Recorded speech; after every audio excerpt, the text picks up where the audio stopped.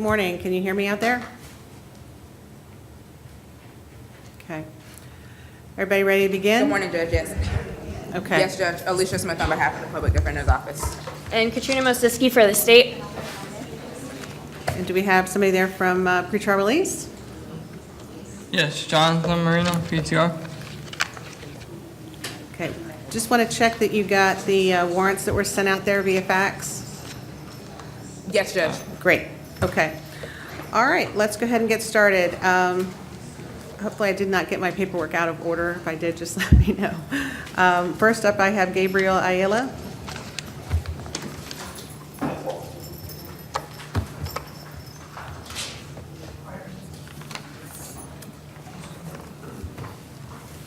Good morning, sir. Can you tell me your name and date of birth, please?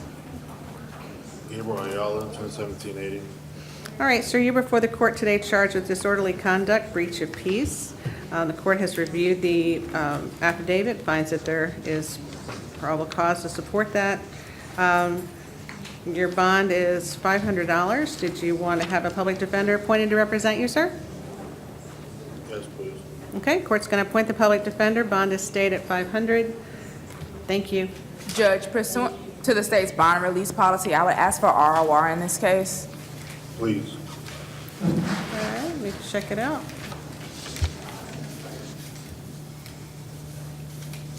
I do work. State have a position?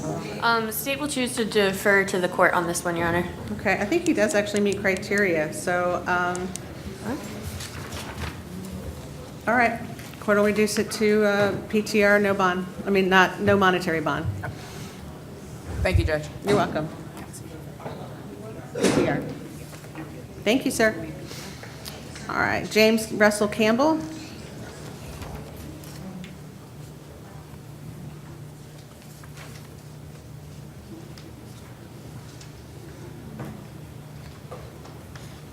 Good morning, Mr. Campbell. Can you tell me your name and your date of birth, please? James Russell Campbell, 3574. All right, Mr. Campbell, I've got some failure to appears for your hearings. Failure to appear on, let's see if I can find the case number. Yes, please. 2019 MM 1874, 2019 CF 361, 2019 MM 2013, 2019 MM 2829.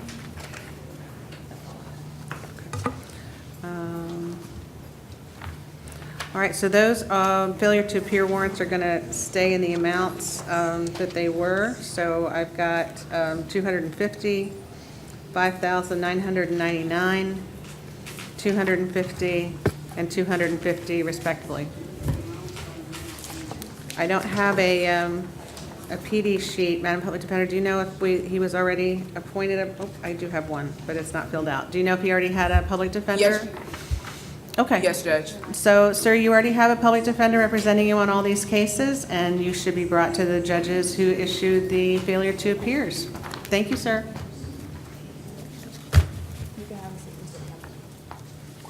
You can have a seat. Javier de la Nova Lopez. He needs the interpreter, Judge. Okay, Madam Interpreter, are you still on the line? Yes, Your Honor. Okay. Have you been sworn in yet? No, I have not. All right, I'm going to swear you in. Do you swear or affirm that you'll truthfully translate from Spanish to English and English to Spanish to the best of your ability, so help you God? Madam Interpreter?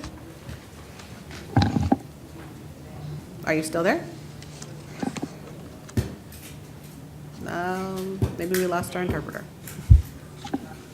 Your Honor, can you hear me now? I can. Did you hear the oath? Yes, I did. And I do, to the best of my ability, Flavia Rodriguez, State Certified Court Interpreter. Great, thank you so much. And so you are Javier de la Nova Lopez? Yes. You're before the court today charged with burglary of an unoccupied structure unarmed, grand theft of $100,000 or more, criminal mischief of $1,000 or more,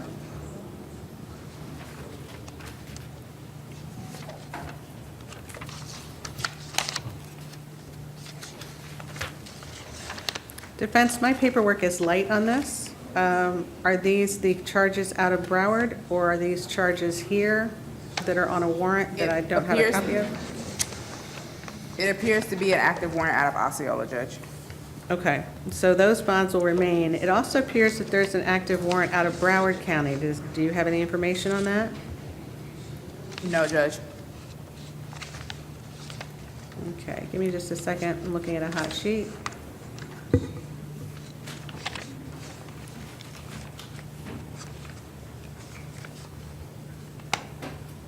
All right, I have a warrant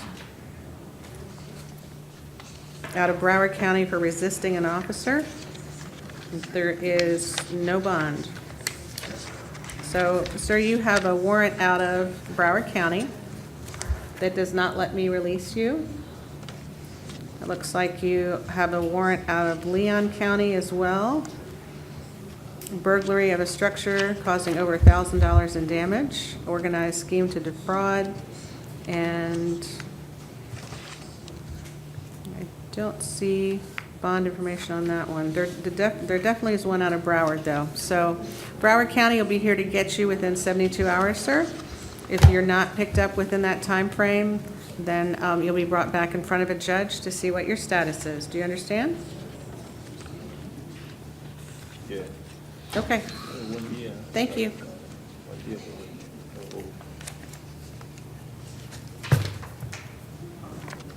Did you appoint the public defender's office, Judge? If you weren't already appointed on the Osceola case, then yes. Thank you, Judge. Thank you. Anthony Hernandez.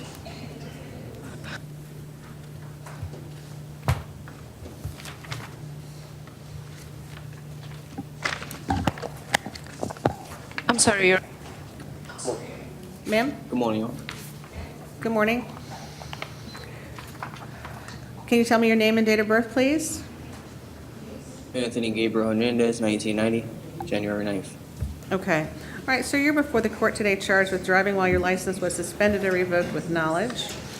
Looks also, though, like you're out on bond in Orange County for 2019 CF 11924, burglary of a conveyance and petty theft. I'm going to grant your, bless you, whoever that was. Thank you. I'm going to grant your request for public defender. Defense, do you wish to be heard with regard to revocation and bond on the new charge?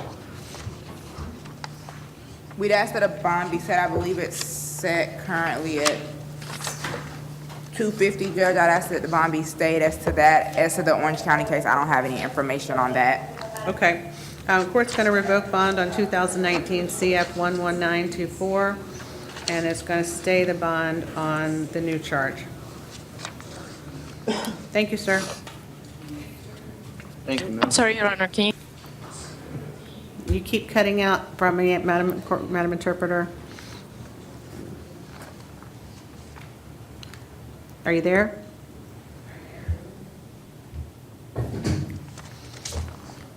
I'm not getting anything back. I'm going to move on then to Catherine Freeman.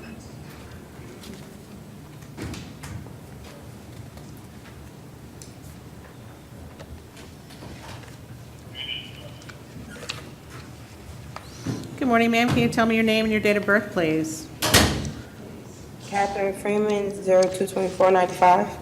Okay, Ms. Freeman, you're before the court today charged with petty theft, a second-degree misdemeanor, as it looks like it's your first offense. I am going to appoint the Office of Public Defender to represent you, and it looks like you qualify for pretrial release. Could I hear from defense with regard to that? Correct, Judge. I asked for straight pretrial release in this case. Okay. State have anything? No, Your Honor. All right, the court's going to release you on straight PTR. However, you're not permitted to go back to the Walmart at 904 Cypress Parkway, okay? Yes, ma'am. All right, thank you. I'm sorry, Your Honor. Me now? Thank you. Are you there? Yes. Okay. What can I do for you, Madam Interpreter?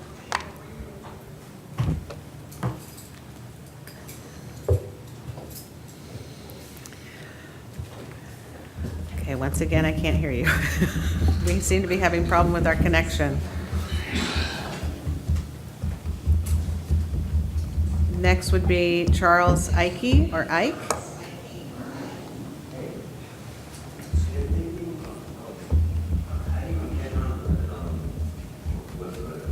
Good morning, sir. Can you tell me your name and date of birth, please? Charles Ike, 10/12/90. All right, Mr. Ike, you're before the court today charged with felony battery or domestic battery by strangulation. The court has reviewed the affidavit, does find probable cause. I'm going to appoint the Office of Public Defender to represent you.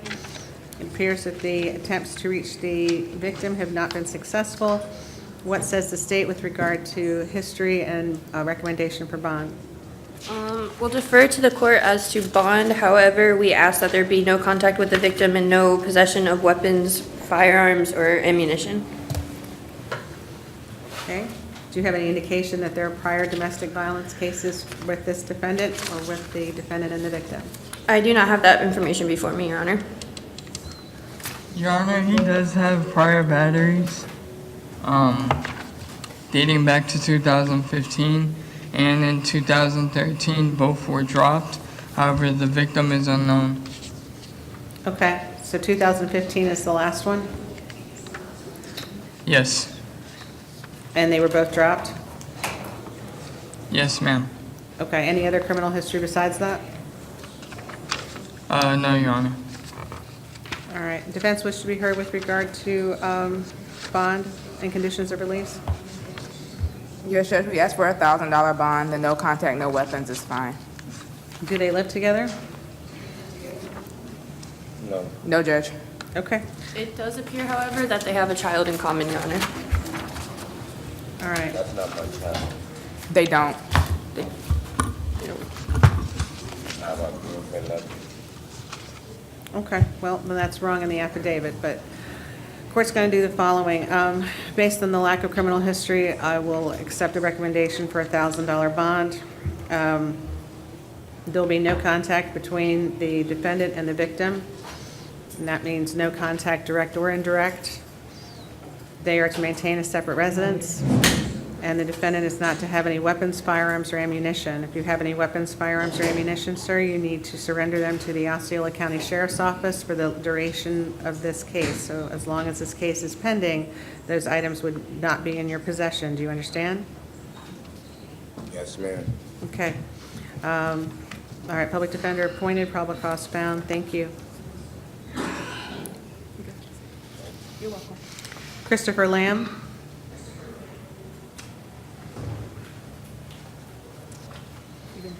Good morning, sir. Can you tell me your name and date of birth, please?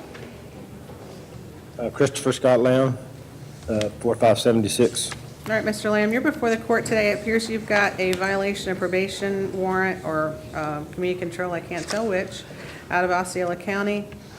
Does not look like you have a bond on that. So did you already have an attorney representing you on this case? Yes, ma'am. Okay, and He's gonna hire private. okay, so get in touch with that attorney, sir, and you'll be held until you see the judge on that case. Thank you. Yes, ma'am. Thank you. Leonardo Lavina. Assuming we have the interpreter, he will need the interpreter, Judge. Okay, Madam Interpreter, are you still around? Leonardo Lavina, 7/23/1962. Okay, so we're trying to reconnect with the interpreter, so we're going to pause and put Mr. Lavina back in the group, and we'll call him as soon as we have her on the line, okay? So we'll take you in just a few minutes, sir. Angel Rivera? He's in the hospital, Judge. Can we reset him? We can. Should we reset him for tomorrow, or do you think he needs more time? I think tomorrow, Judge. Okay, so we'll reset Mr. Rivera for tomorrow.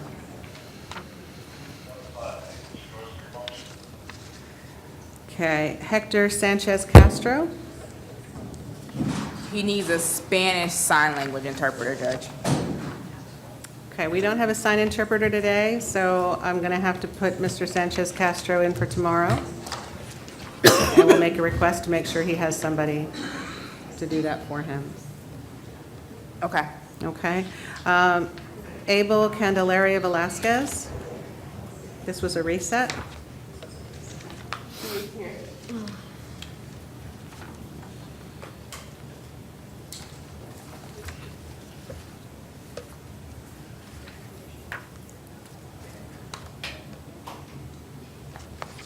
All right, good morning, sir. Can you tell me your name, please? Candelaria Velasquez, All right, and your date of birth? August 15, 1976. All right, thank you, sir. Give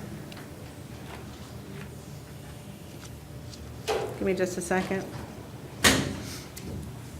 All right, looks like this is just a warrant out of Orange County for grand theft with a Yes, Judge, I bond of think it's two $500. cases, both grand theft. Okay, all right, so we got $500 bond on that one. And we have a second one also with a $500 bond defense, is that correct? That's what I think this is saying, Judge. Okay, I only have a face sheet for one. So I'm only going to do the paperwork for one. If it turns out there's a second one, then we'll have to address that tomorrow. But the I only, have two FHP reports, Judge. One looks like 19 CF 13793 and then 19 CF 13797. Both appear to be Orange County grand theft $500 bonds. okay, I have 13793, so give me just a second, sir. Okay. Madam Clerk is telling me that the other information was not provided to us, so we will at least dispense with 19 CF 13793, and we will attempt to find 13797. Okay. Okay. All right, so she's telling me that Osceola will have to send that over since we get our paperwork here from you. Okay? Okay. Great, thank you. Okay. Thank you, sir. Good morning again, Your Honor. Can you hear me now? Yes, I can. All Thank right. you. We have Leonardo Labina.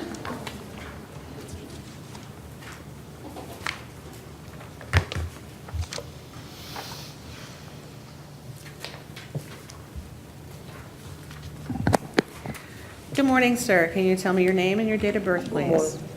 Buenos días, señor. Me dice, por favor, su nombre. 1962. Do you need an interpreter, sir? Señor, ¿usted necesita los servicios del intérprete? Yes. Sí. Okay. Then if you don't mind when I ask a question, if you can just wait for the interpreter to translate for us, okay? Entonces, por favor, cuando le haga la pregunta, espere a que el intérprete haga la traducción. All right. Sir, Okay. you're before me today for the charges of possession. All right, what is that? Hang on. Possession with intent to sell heroin, possession of drug paraphernalia, and trespass of an occupied structure. Señor, usted se encuentra ante mí en el día de hoy por acusaciones de tenencia de heroína con propósito de venta, tenencia de minículos de droga y entrada ilícita a un inmueble. I do find probable cause to support the charges. Determino que existe indicio de criminalidad para sustentar las acusaciones. I'm going to appoint a lawyer to represent you, Se designará un abogado para que le represente. and I'm going to keep the bonds on the new case, $7,500 on count one, $500 on count two, and $250 on count three. Las fianzas permanecerán tal como se había fijado, 7.500 en el primero, 500 en el segundo y 250 en el tercero. And as you are already out on release for case number 19 CF2294, Y como usted ya se encontraba en libertad por el caso 19CF2294, for possession of heroin and possession of drug paraphernalia, que es un caso de tenencia de heroína y de tenencia de minículos de droga, and the court is going to revoke that bond and hold you at no bond on that case. se revocará esa fianza y por ese caso se le fijará prisión preventiva. If you have any questions, sir, you can contact your attorney. Si tiene alguna pregunta que hacer, contacte a su abogado. If we weren't already appointed on the 2294, Judge, can we be appointed? Yes, ma'am. Su señoría, si no se nos había designado antes en el caso 2294, por favor nos puede designar. Sí. Thank you, sir. Gracias, señor. yo quiero decirle que lo que tengo es posesión, fue posesión con intento de ninguna venta, que es lo que tengo aquí, el papel de la red. What I want to say is that there's only possession, no intent to sell. Okay, well, you can take that up with your attorney when you meet with them. Thank you, sir. Eso lo puede hablar con sus abogados, señor, cuando se comunique con ellos. Gracias.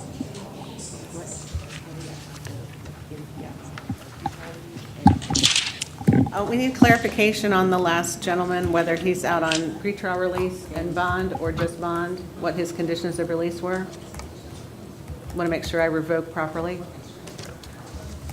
Your Honor, he was out on bond with PTR, Okay, so the court revokes PTR. and, as well.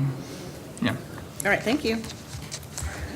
Do we have any other Spanish interpreter cases so that I can use our interpreter while we have her, or we've got just a few left? That's it, Judge. Okay. All right, so next is Camila Maragha, M-A-R-A-G-H.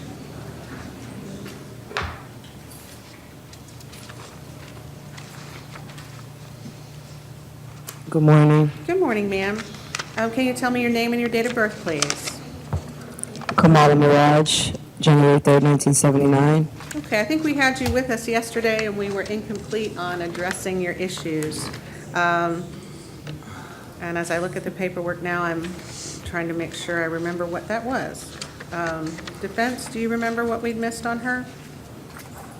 No, Judge, we addressed both the warrant and the new law charge, and bonds were set. I just saw it on the docket as a reset, but there was no indication as to why. Your Honor, she was reset because she was out on PTR on a case that wasn't addressed.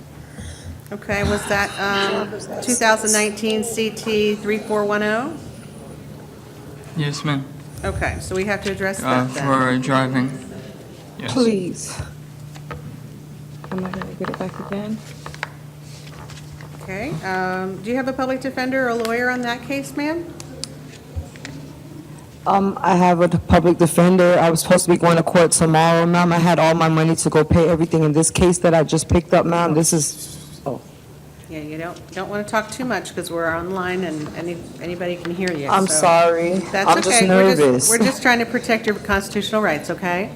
The decision I have to make is whether to revoke your PTR on the driving case because of the other cases. It's no insurance. Well, again, let's let your public defender speak for you, okay?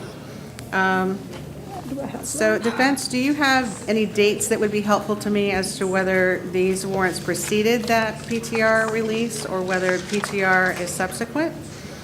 No, Just like the the- warrant, I would presume would be before, but however, the new law charge, I would say Right. would be after. Yes, ma'am. So based on the I swear I attempt to haven't been getting in any plead, kind of trouble. ma'am, based on the affidavit wording where she attempted to flee the scene, court's going to revoke PTR on 2019 CT 3410. Please note, if she has a court date tomorrow, she'll need to be transported to that court date. Thank you.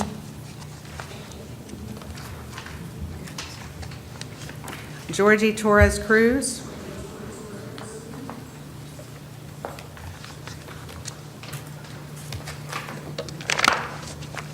Is he present? I think you, okay, there we go. He's approaching. Thank you. Good morning, sir. Can you tell me your name and date of birth, please? Georgie Torres Cruz, 012888. All right, and looks like we've got new charges for possession of cocaine and possession of drug paraphernalia.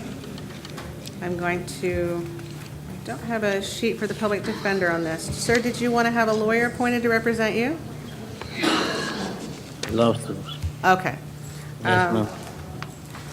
Assuming you qualify, court's going to appoint the Office of Public Defender to represent you. You're also out on bond in Osceola County Case 2019 CF 3133. If PTR can confirm for me that that's just straight bond, not bond and PTR? Correct, Your Honor, that was just bond. Straight on. Okay. So court's going to revoke bond on 2019 CF 3133 based on the nature of that offense as well as this offense. So there'll be no bond on that case. public defender appointed if not previously, and I'll just leave the bonds the way they are on the new case. Thank you, Judge. Thank you. Christopher Otero Rivera.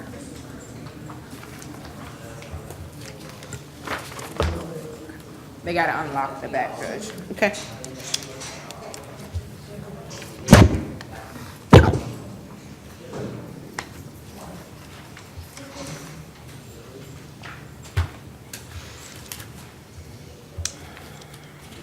Morning, sir. Can you tell me your name and date of birth, please?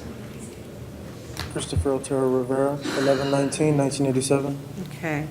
Defense, we appointed you, I think, yesterday. Is that correct? Yes, Judge. All right. So I have a new law violation of domestic violence, domestic injunction, sorry. State wish to be heard with regard to, well, actually, do we clear up whether, and I'm asking counsel, do we clear up whether Mr. Otero Rivera is on probation or community control? I don't know if PTR has that information. They didn't provide it to me. Okay. You don't, they don't have it. No, no. Your Honor, I don't have that information in front of me. All right, then let me start with the state. State, do you have any information for me? Yes, he was placed on community control back on July 19th, 2019 in case 18 CF 3532 with special conditions that he abide by that injunction. So state is asking that no bond be placed at this time. Are you asking for no bond on both the new case and the violation? We're asking for sure on the violation and on the new case as well. If not, we ask for that higher bond be set on the new case, Your Honor. What's the state's position as far as the requirement for bond on the new law violation? Is the court required to give a bond? I believe that is up to your discretion, Your Honor. All right, let me hear from defense on that then. Judge, it's a first-degree misdemeanor. He's entitled to bond. The warrant specifically says no bond to be set at IA, so I would ask that a bond be set.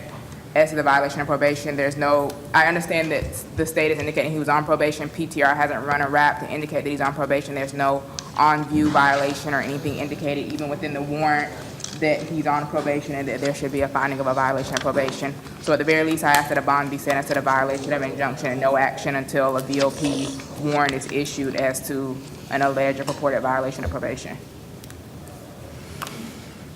Well, the state has a record that indicates that he's on community control and was on community control on July 19th of 2019, and the new law violation is alleged to have taken place on October 18th, 2019. So if you want them to provide you that information via fax and us to put this to the side for a moment, I'm happy to do that. But otherwise, as an officer of the court, it would seem that that is his status. So the court is going to set no bond on the VOP. As to setting bond on the new law violation, I also believe that I'm required to set a bond given the nature of the charge. Do you wish to be heard as to amount of bond? State or defense, Judge? Well, let me start with the state. Yes, Your Honor, one moment. Like I said, state requests a higher bond due to the nature of the allegations of the new law and his past old case that he was out on community control. Let me ask PTR, do you have a history? No, Your Honor. State has that history if you want, Your Honor. Okay, if I could hear the history from the state, please. Yes, his prior history is a 2016 MM2077, which is a battery domestic violence on the same victim. It was arrest only, no information was filed. A 2010 CT6221 is expired DL. A 2010 CF987, a robbery sudden snatching, and again 2018 CF3532, in which he pled to, I believe, robbery, unlawful possession of a stolen credit card, and battery DV, which was all the same victim. The same victim in 2018 CF3532 is the same victim in the new case? Yes, ma'am. All right, defense? Yes, Judge. According to the allegations in the warrant, there was a text message, maybe a phone call involving the contact. Defense would argue that, while I understand that there is purportedly an injunction in place, the allegations aren't severe or significant in the sense of to warrant a higher bond. I do agree that he does need a bond. I would ask for a $2,500 bond in this case. All right, well, the court is going to consider the statutory criteria in Florida State Statute 903.046. While this is a first-degree misdemeanor and the court is required to set a bond, the court is also going to consider the following. The criminal history of the defendant appears to include at least 2 prior charges, which included the exact same victim. The defendant was on supervision at the time that this occurred, and a condition of his supervision was that he not contact the victim. He also had a separate injunction requiring him not to contact the victim, and yet the probable cause indicates that he did. The court is also considering the nature and probability of intimidation, any danger to the community, the nature and circumstances of the offense charged. And so the court's going to set bond in the amount of $25,000. Thank you. Public defender was previously appointed. Thank you, Judge. And we can, I guess, as to the on-view VOP, can we be appointed as well, Judge? Yes, ma'am. Thank you. Thank you. Are there cases that I missed in Osceola, or does that conclude our docket? That concludes it. Anybody have anything? No, that's everybody, Judge. All right, thank you. Have a good rest of your day. Thank you. Enjoy the rest of your day.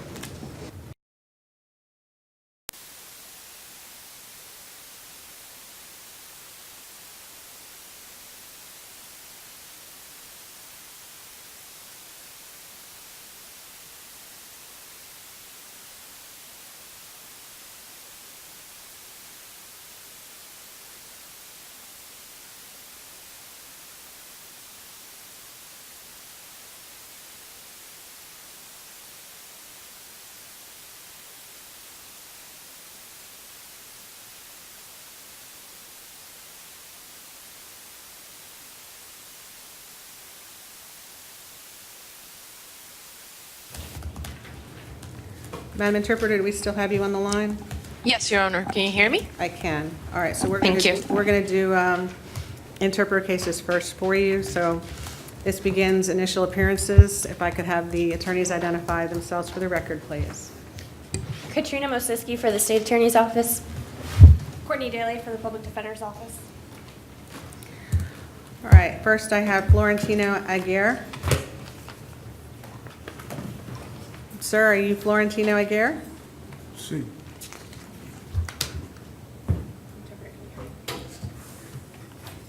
Okay, good.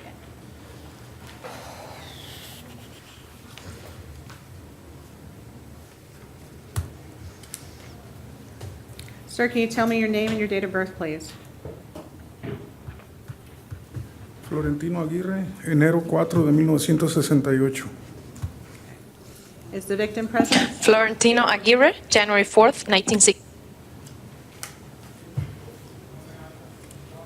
Is the alleged victim present? Hearing nothing, that court assumes that the victim is not. Sir, would you like a public defender to represent you? I can't hear the interpreter over the headset, so I don't know if he's hearing you.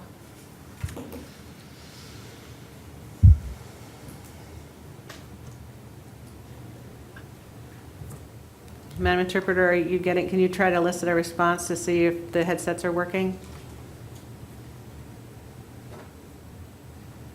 All right, we seem to have nothing. Yo no escucho. We had you over the air. Is it possible to just do it that way? Usually we can. Can you hear on the headset, sir? Just- You hear him in the headset? Ahora sí. Interpreter? No, I'm not getting it. It's fine. Okay. Sir, give me a thumbs up if you can hear the interpreter. No escucho nada. I don't think he can. I don't think you can either. I speak some English. Well, we want to try to protect your rights, so give us a minute to see if we can figure it out, okay?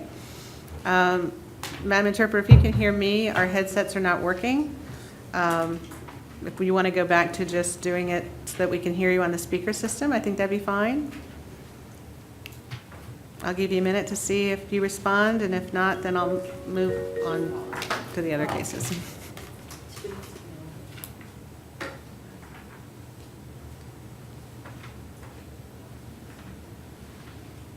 so while you're doing that, I'll try to get the Arabic. We'll do that. So I'll give you a little time. Oh, yeah. Okay.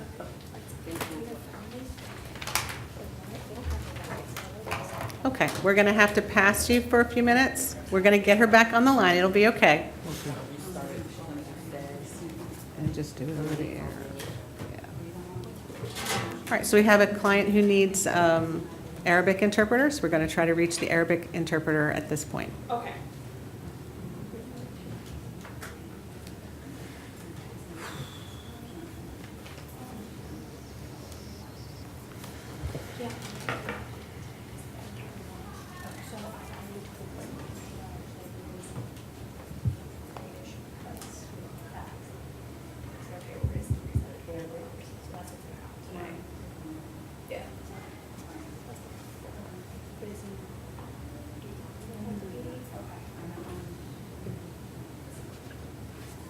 I'm sorry, Your Honor, can you hear me now? I can. We're in the process of trying to get the Arabic interpreter, Not a problem. and then you just got cut off again. Which one speaks Arabic? That, I believe, is Hassani. It's 2019 MM 8743AO, and it would be a misdemeanor battery, domestic violence. Oh, I found it. Okay, thank you.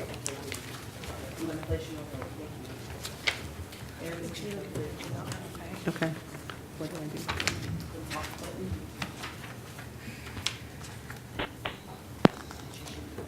Good morning, this is Judge Higbee. Do I have a connection to the interpreter? Interpreter's on the line. Can you tell me your name, please? Yes, this is Asmahan. I am an Arabic interpreter. ID number is 255188. Have you been sworn yet today?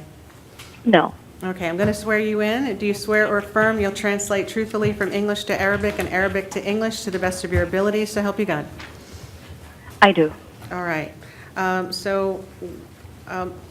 have both the defendant who needs the assistance of the interpreter. Ma'am, do you speak English or do you need the interpreter as well? I Interpreter? don't speak English. Okay, so we have both a victim in the box and a defendant that I'll need your assistance with. Okay. Okay, sir, do you speak English and need the assistance of the interpreter? No, I don't need assistance. Okay, so it's the victim that needs the assistance. So, sir, can you tell me your name and date of birth, please? Huda Bdira. Okay. Sir, can you tell me your name and date of birth, please? Badis Hassani, date of birth 10/14/72. All right, sir, you're charged with battery, domestic violence. I'm going to appoint a public defender to represent you. I do find that there is probable cause to support the charge. So I'd like to speak to the victim at this time, and so I'm going to ask her to be sworn in if the interpreter can assist me with that. Ma'am, raise your right Sure hand can. for me. رجاء أنه ترفع يدك اليمين. Do you swear or affirm any testimony you're about to give تحت بتأكد إنه جميع الأشياء اللي راح تحكيها will be the truth, the whole truth, and nothing but the truth? حتكون الصدق ولا شيء غير الصدق. Yes. Okay. Ma'am, are you the alleged victim in this case? هل أنت المعتدى عليها في هذه القضية؟ Yes. You've come here to court today to talk to the court? جيت اليوم على المحكمة مشان تحكي مع المحكمة.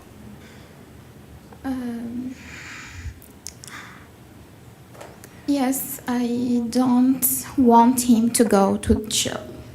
Okay. So, State, do you wish to inquire? Yes. How long have you known the defendant? كم الفترة اللي صرتي بتعرفي فيها الشخص الثاني؟ عنا يعني عام معرسين أما نعرفه يعني قبل ب3 سنين. I'm sorry, I'm having a hard time hearing other people. لو ممكن ترفعي صوتك؟ عنا عام معرسين و3 سنين، يعني 4 سنين مع بعضنا. Okay, interpreter would like to repeat information due to different dialect just to make sure that I'm getting the correct information. حكيتي لكم 3 سنوات مع بعض؟ Yes. Okay, we've been together. سنة واحدة مع بعض. سنة واحدة مع بعض. We've been together for a year. Okay. Is she currently afraid of the defendant? هل أنت بتخافي منه؟ لا. No. Would you like to have contact with the defendant? هل بتحبي تتواصلي أو تكوني على تواصل معه؟ Yes. If you have contact with the defendant, do you believe that he would cause you any further harm? إذا تواصلتي معه هل بتفكري أو بتحسي إنه رح يعتدي عليكي أو يسبب لك أي أذى؟ No. No further questions, Your Honor. Do you have any questions? Yes. Do you and Mr. Hassani live together? أنت والسيد حساني بتعيشوا مع بعض؟ Yes. Would you like him to be able to live with you? Yes. هل بدك Your Honor, given the alleged victim's testimony, I'd be asking for no hostile contact, and they'd be allowed to maintain the same residence. Additionally, on the face sheet, it says he would be able to qualify for PTR if he had an alternative address, but an alternative address would not be required in the situation if you were to order that they could live in the same residence. So I would be asking for pretrial release because he has no criminal history. State's position? State just asked for no hostile contact with the victim, and if they are to live together, no possession of weapons or firearms or ammo. Okay. Based on the testimony of the victim, the court's going to order pretrial release. أوكي، اعتمادا على الجلسة رح يفرجوا على المتهم With the following conditions. مع اتباع الشروط التالية. There will be no hostile contact. ممنوع التواصل. If at any point the victim feels threatened or anything occurs, the victim is required to contact law enforcement. إذا بأي لحظة بتحس المعتدي عليها أو الضحية إنه في عليها خطر أو أي أذى، هي من المفروض إنه تتواصل مع السلطات بأي وقت. There will be no firearms, weapons, or ammunition in the home. ممنوع يكون موجود في البيت أي سلاح. Any weapons, firearms, or ammunition will need to be surrendered to the Orange County Sheriff's Office for the duration of the case. أي أسلحة موجودة في البيت لابد تسليمها إلى قسم الشرطة في وقت ما طالما القضية ما زالت جارية. I believe I already appointed the public defender to represent you, sir. Any questions from either the victim or the defense? أي سؤال سواء كان للضحية أو المعتدي عليها أو المعتدي. Do you have any questions, ma'am? No. Okay. عندك أي سؤال؟ No. Thank you for your appearance today, and good luck. شكرا على وجودك اليوم وحظ سعيد.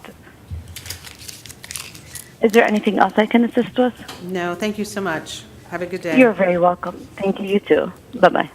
Bye-bye. Okay, what is the status of our Spanish interpreter? Good morning again, Your Honor. Can you hear me? I can. Is it okay if we just try to do it over the air? We could try the headset, Your Honor, because I'm connecting from a different station. Okay. Florentino Aguirre, we're going to try the headsets again.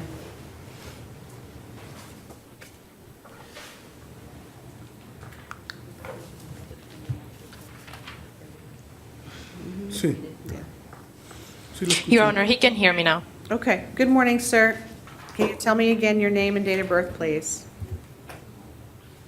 Florentino Aguirre, enero 4 de 1968.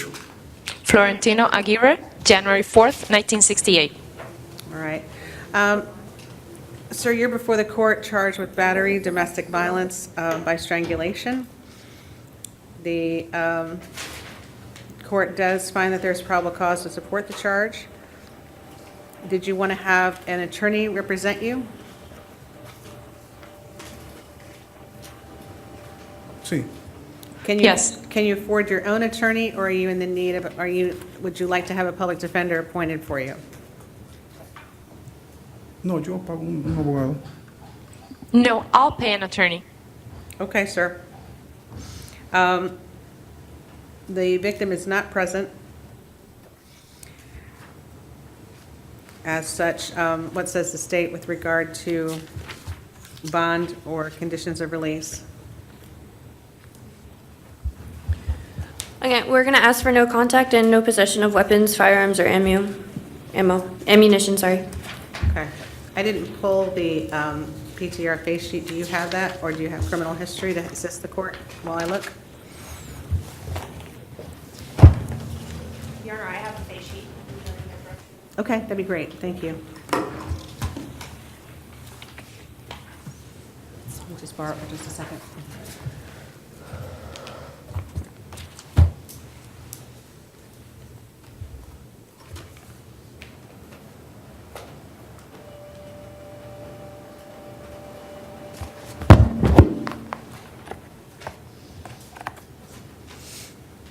Okay. Florida convictions include discharging a firearm in public, possession of a firearm with an altered serial number, using a firearm under the influence, possession of cocaine, domestic violence battery 2001, and felony domestic violence battery in 2005. Both are different victims than the victim in this case. There are also arrests for 2 other domestic violence batteries and a prior VOP. It would appear that the defendant has an alternative address that he's provided. So does the state wish to weigh in on bond?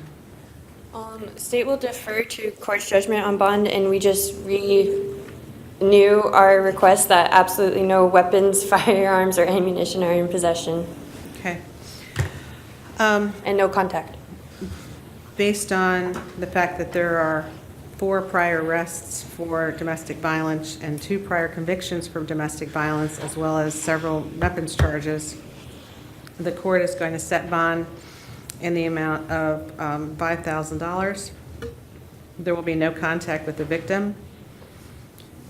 The defendant is to maintain a separate residence. He may return one time to the home to get his belongings with a law enforcement officer.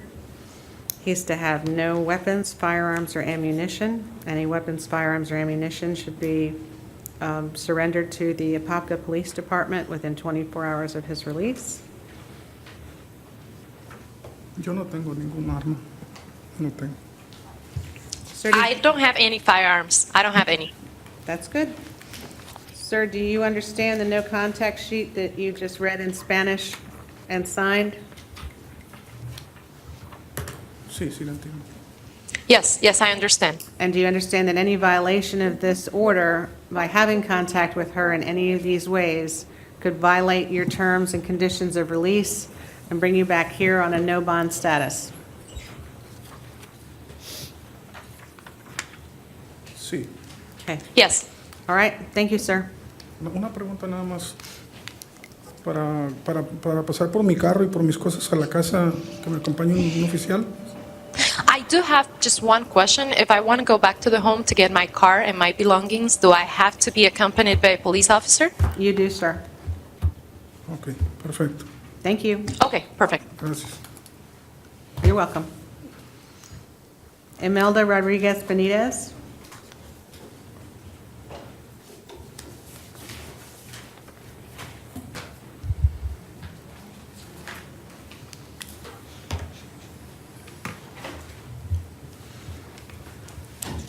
Good morning, ma'am. Can you tell me your name and your date of birth, please? Es mayo 8 de 1987. Melda Rodriguez, May 8th, 1987. Okay. The court has reviewed the probable cause affidavit, finds that there's probable cause to support a battery, domestic violence. Did you wish to have a public defender appointed to represent you, ma'am? Or do you want to hire your own lawyer?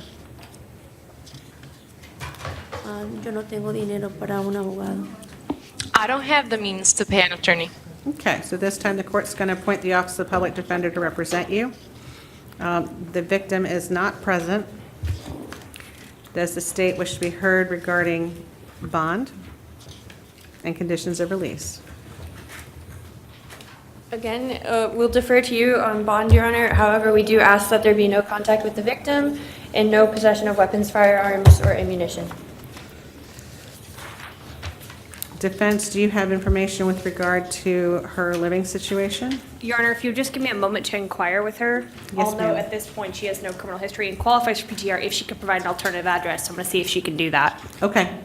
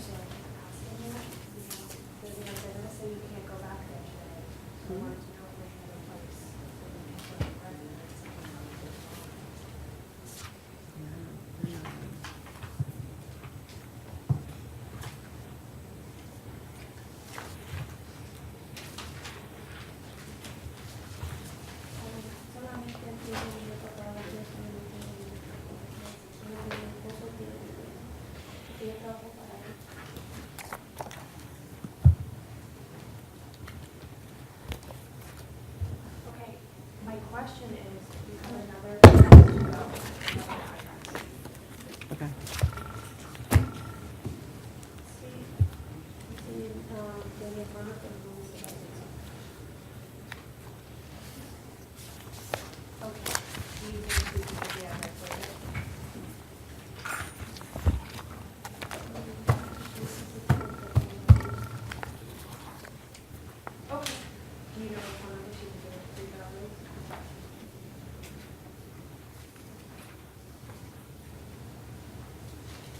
Would you like to do bond or PTR qualifies, and you, so she'll have a bond to get out, she can offer. Yes. She's informed me that she could go live with her sister. She just doesn't know the address off the top of her head. So I told her to provide the phone number to PTR so they can. I think y'all are reading my mind. So, my thought on the bond is 1,000. The amount she'd have to post is the same as 500 So PTR or $500 bond? PTR or $1,000 bond. Oh, I'm sorry, okay. So the conditions would also be that there's no contact with the victim, that there are no weapons, firearms, or ammunition. If you have any weapons, firearms, or ammunition, or they are in the home where you will be residing, they need to be turned over to the Apopka Police Department within 24 hours of your release. No tengo nada de eso. I don't have any of those. Good. Well, we want to make sure your sister doesn't either, okay? Okay. All right, thank you. Give this to your sister when PTR, or give this to PTR for your, when they come talk to you. All right, thank you. They'll come talk to you. Christopher Oswaldo River Alban. Una pregunta.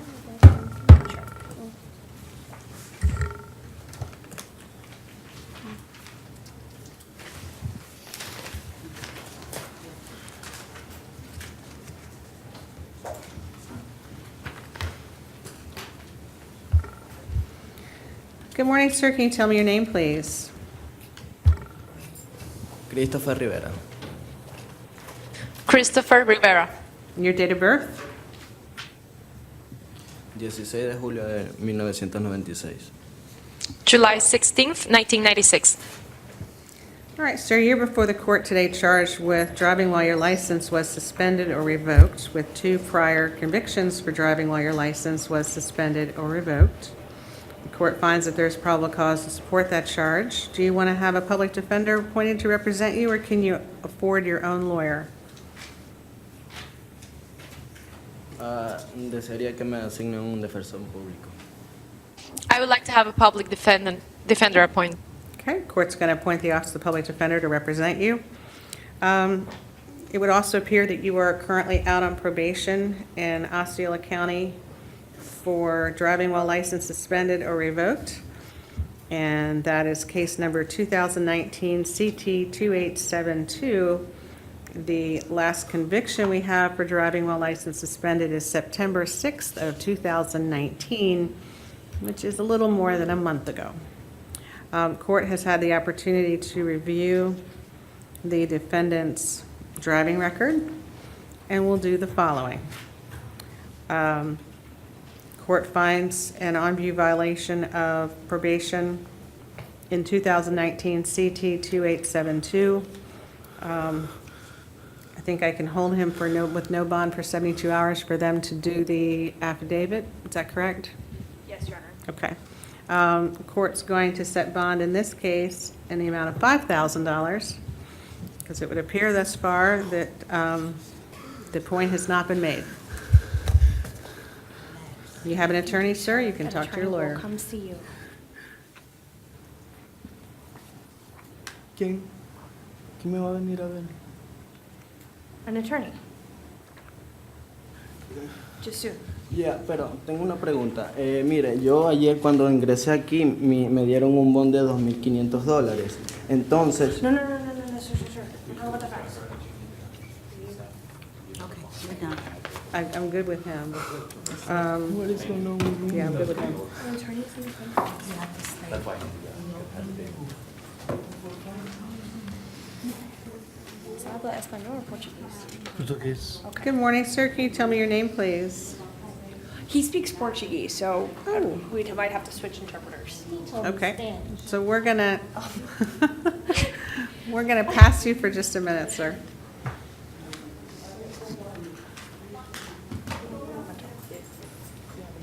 Yep, I have Nguyen. What's that one? He speaks Portuguese. This one can't be Spanish. ¿Se habla español? Oh, he understands Spanish too. Okay, great. Are you comfortable with Spanish? Yes. Okay. So let's try again. Can you tell me your name and your date of birth, please? Haroldo Cláudio Márcio Haga. And what's your date of birth, sir? 5 de março de 1949. My apologies, Your Honor. I do not understand Portuguese. Oh, sorry.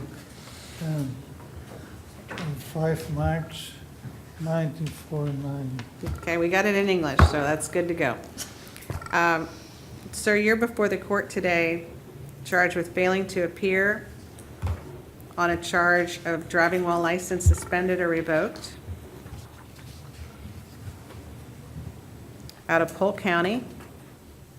The bond was set in the amount of $500. So Polk County has up to 72 hours to come get you, but you can bond out with a $500 bond on that case. If you can before they come get you.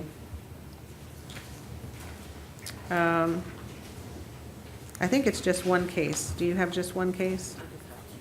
All right. I only have the one. You've got one as well. All right, so I think that's the only charge you have with us, sir. So either post that bond, or you're welcome to wait here and they'll come get you, okay? Do you have any questions? No, it's pago. All right, thank you.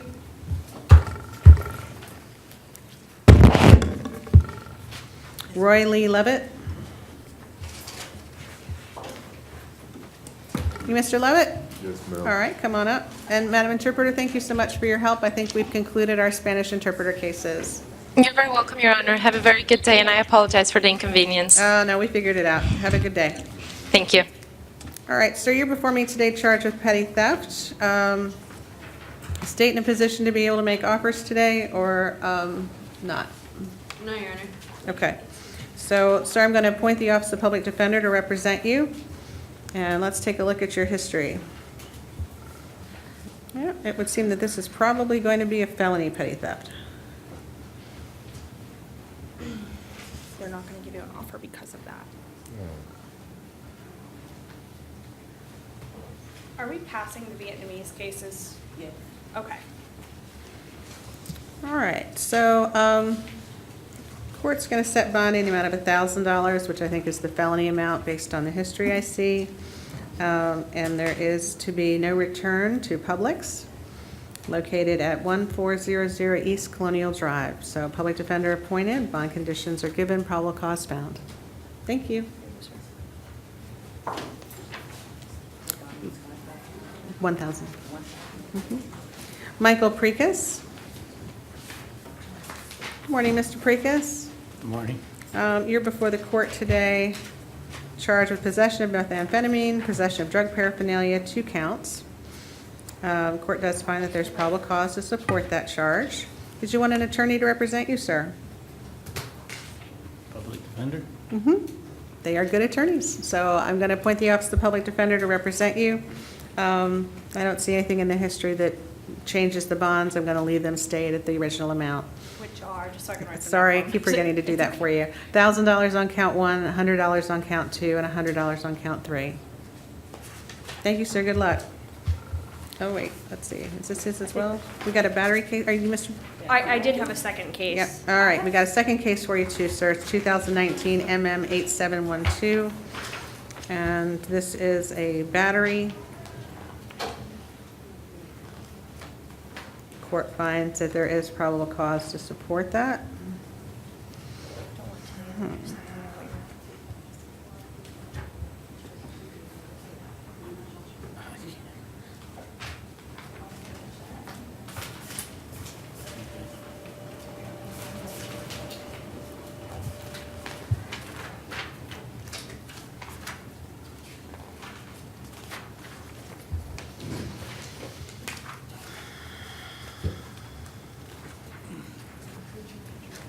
The court's going to set bond amount of $1,000, appoint the Office of Public Defender, no contact with the victim, and no return again to the location. And this is Lowe's, I believe.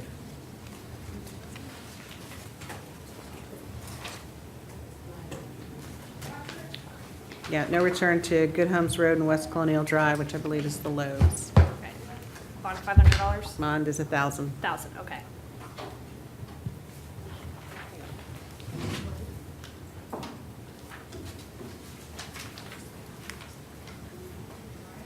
Good grief. I think he's got a third one. What? I have another one. Will you bring it back? There was 3 different affidavits. Instead of charging him in one affidavit with the, yep. Oh, it's 1 digit off, that's why I didn't see it. All right, sorry, Mr. Precas, you're popular. You had a third case too. And this case is robbery with force and petty theft. So the court's going to find probable cause to support that charge, reading this affidavit.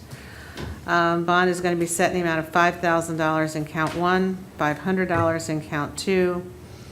There again is no return to 8700 West Colonial Drive, the Lowe's store.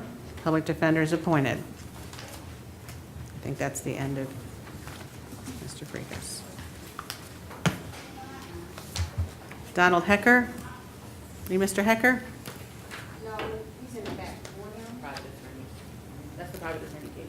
No, she's not, but she just wanted to give me information. She's not entering a notice of appearance. I spoke with her. Okay. So what's your name, sir? Milton McFarlane. This was the one that I had that probable cause challenge based on her airway not being constricted. Yes, ma'am. All right, do we have a victim present for the case involving Milton McFarlane? Does not appear so. So I have 2 cases, is that correct? I believe they were encompassed under the same affidavit, but yes. have two separate pieces as well.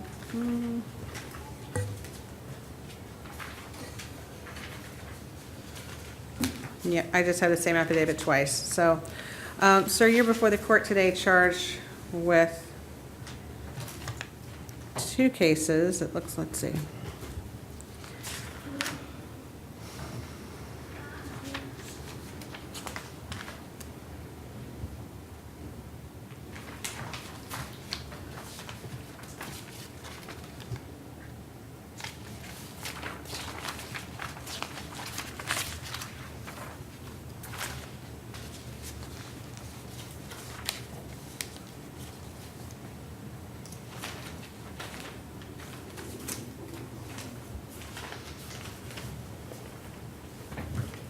Okay, so your position is that it's one battery and it's not the strangulation? Yes, Your Honor. Okay, state wish to be heard? Yes, Your Honor.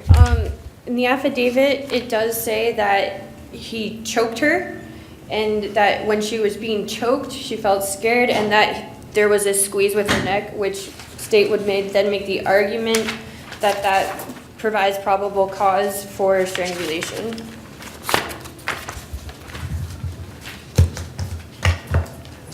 Okay. Defense?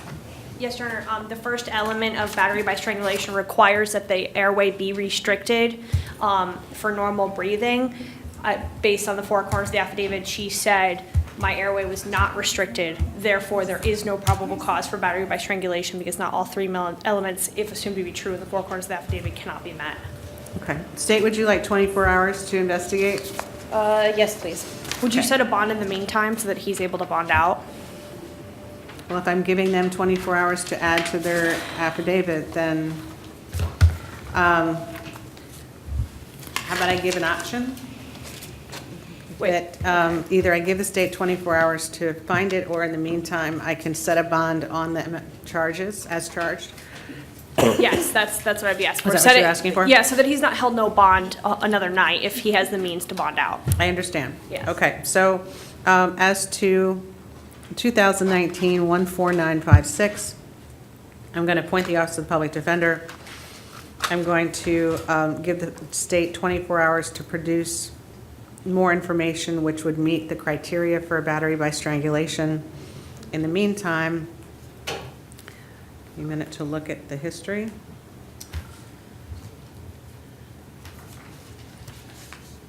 All right, I have no prior convictions. So I would set bond in this case in the amount of $1,000, which is the felony amount, pending the 24 hours, and then we'll see what happens if he's still in custody. No contact with the victim.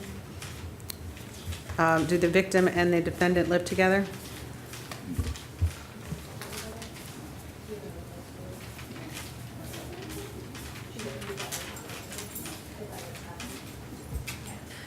Your Honor, he is saying that the alleged victim, his father, does not live with him at that address. So I would ask for a maintained separate residence with no contact. Okay.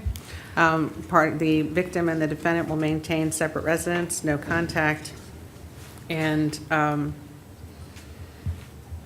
if there are items in that property, he'd have one return in case. Are you talking about the alleged victim? No, I guess I need to not do that. Are there two different victims in the two different cases, or No, it's it's just the one? same, I think it's the same one. That's what I read from the affidavit. They have a different address. You have a different The address? trial has a different address for the victim than. Okay, that's what I thought. Because the victim is Nadine McFarland. Right. So the parties will live separately, no contact, no weapons, firearms, ammunition, and a bond of $1,000. Will you set a bond in the misdemeanor case? Because there'll Yes. probably still be no bond in that one, too. Yeah, I will get to that one in just a Thank you. second. All right, as to the second case, the court's going to set bond in the amount of $500 and all the same conditions. So no contact, separate residence, no weapons, firearms, or ammunition on both cases. I don't know that I articulated that before. If you have any weapons, firearms, or ammunition, sir, they need to be surrendered temporarily to the Orange County Sheriff's Office while this case is pending. Upon the case being either dismissed or concluded, it's not a forfeiture, you would be able to get your items back, okay?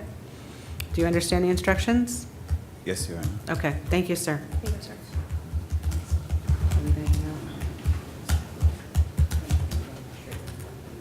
Okay, good. Rosa Moore. All right, Ms. Moore, you're before the court today charged with battery on a law enforcement officer, battery domestic violence, and resisting an officer without violence. The court finds that there's probable cause to support that charge.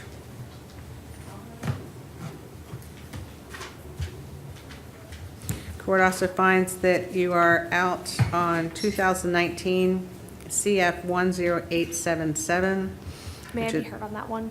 When you're. Sure. Your Honor, she was arrested on that case on July 31st, and no information has been filed to date. So I would ask that you take no action on that case. Okay, let's take a look at the history.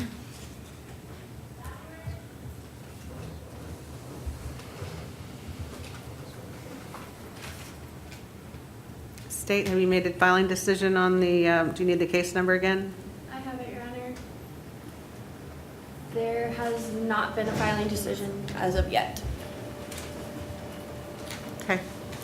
Court's going to appoint the Office of the Public Defender. I am not going to revoke the bond on 2019 CF 10877 based on the length of time and the lack of information moving forward.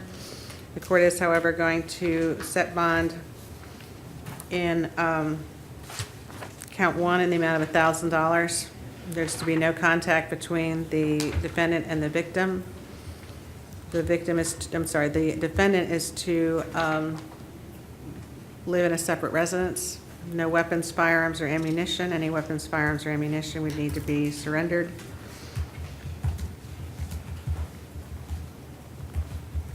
And I think we also have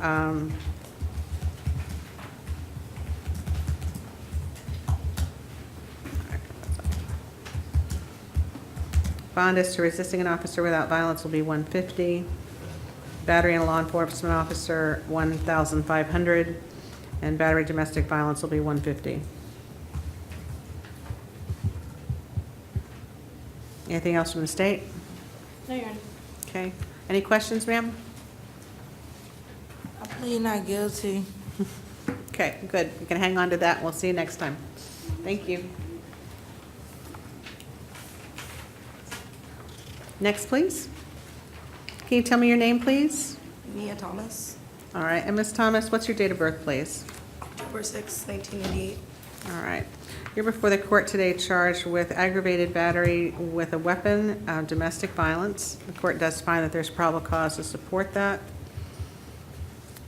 The court's going to appoint the Office of the Public Defender to represent you.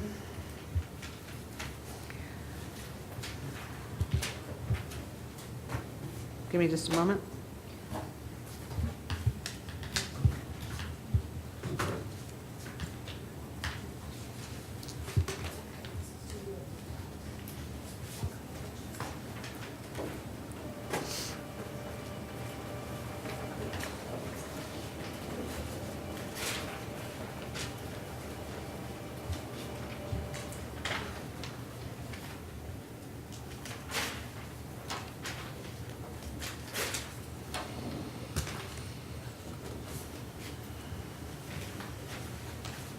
Can you confirm separate living arrangements? Yes, she was just staying with her sister because the mom's out of town, so she has her own residence separate from there. Okay. So we just asked for a one-time return to gather any of her items. All right, court's going to set bond at $1,000. Maintain separate residence. You may return one time to the location where the victim resides in order to get your belongings. No weapons, firearms, or ammunition. If you have any of those items, they need to be surrendered to the Orange County Sheriff's Office within 24 hours of your release. Anything else from the state? No, Your Honor. Okay, anything else? No, Your Honor. All right, thank you.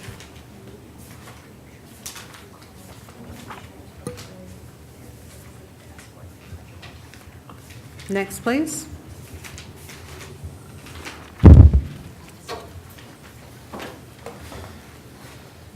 Good morning, sir. Can you tell me your name and your date of birth, please? Jonathan Alvarez, February 18, 1996. All All right, sir, you are before the court today charged with battery, domestic violence. The court does find probable cause to support that charge. Did you want to have a public defender appointed to represent you, or did you want to hire your own lawyer? Public. Public defender? Yeah. Okay. Did you fill out paperwork for that? Nope. I don't think I don't have. You're just unable to read English, is that all? Yeah. Okay. They don't have public defender forms in Spanish, and he can only read in Spanish, although he speaks English. So Okay. I would ask you take testimony. Okay. Sir, what is your monthly or weekly income, whatever is easier for you to talk to me about? Monthly income for 1,000. Okay. And do you have any dependents that you support? No. I don't think you're going to qualify. So the court's going to set your bond at $1,000. You are not to have any contact with the victim. You're to maintain a separate residence. You are, if you have any weapons, firearms, or ammunition, you need to surrender those to the Orange County Sheriff's Office until this case is resolved. If you live with somebody else that has weapons, you have to make sure that they don't have any ammunition, firearms, or weapons while you're living there. Anything else from the state? No, Your Honor. Okay. Do you have another place to live, sir? Yeah. Okay, good. Do you want the opportunity to return one time to where this occurred to get your belongings? Yeah, actually, my family is living there. Okay, so you'll be permitted one return with a law enforcement officer to get your things. All right. And then you'll have to reside separately, okay? Okay. All right, thank you, sir. Thank you. Yes, no lawyer, doesn't qualify.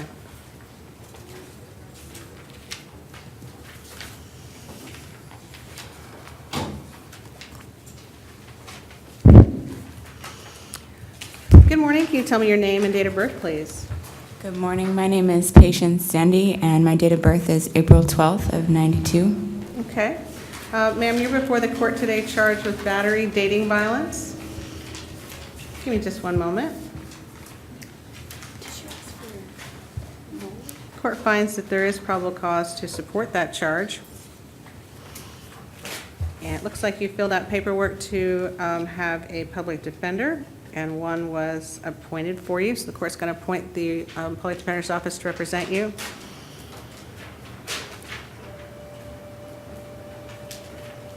All right. She qualifies for PTR? Yes, Your Honor, and she has no criminal history, so that's what I'd be asking for. Okay. And do you have a separate place to live other than the victim? She provided that in her own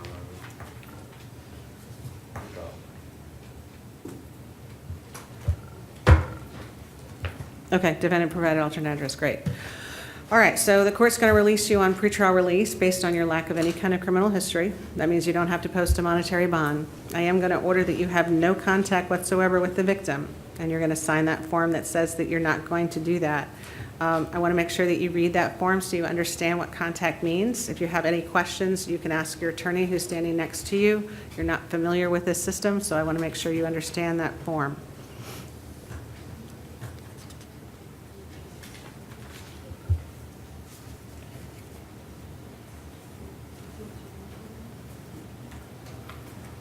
Your Honor, they have children in common. Would we allow third-party contact for purposes of childcare?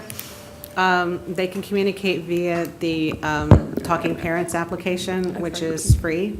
Yes. And that it can be monitored by the court. So that would be the method that you could use to communicate. I don't want to get third parties involved because then we Sure. kind of lose control of what the communication is.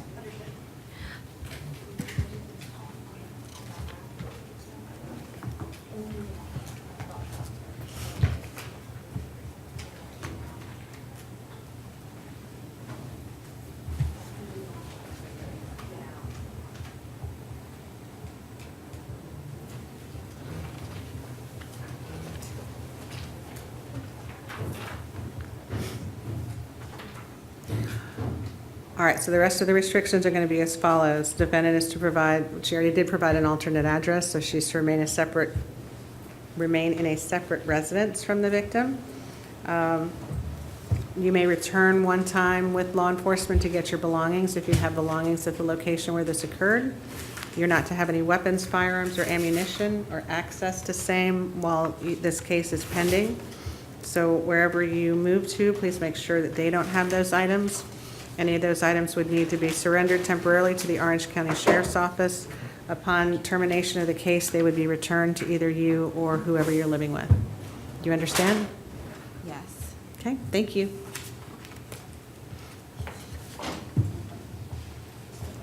Next, please. My name is Jake Eichstadt, Okay, sir, what's your date of birth? 6/30/1997. All right, sir, you're before the court today charged with domestic violence, battery, and criminal mischief. Give me one moment, sir. Court finds that there's probable cause to support that charge. You did ask for the appointment of a public defender. I'm going to grant that for you. You're out on bond for burglary of a dwelling and criminal mischief. The date of that arrest was 7/5/19. What's the status of that case? Has an information been filed? Yes, Your Honor. Okay. Court's going to revoke bond on 2018 CF 13225AO. Hold you on no bond on that case as a result of the new law violation. State, can you tell me if there's any relationship between these two cases?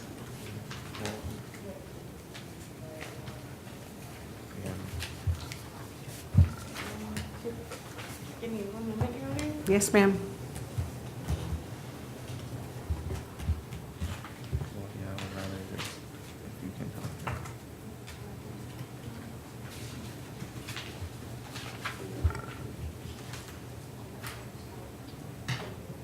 It does not appear to be so, Your Honor. Does not appear so, no. Okay.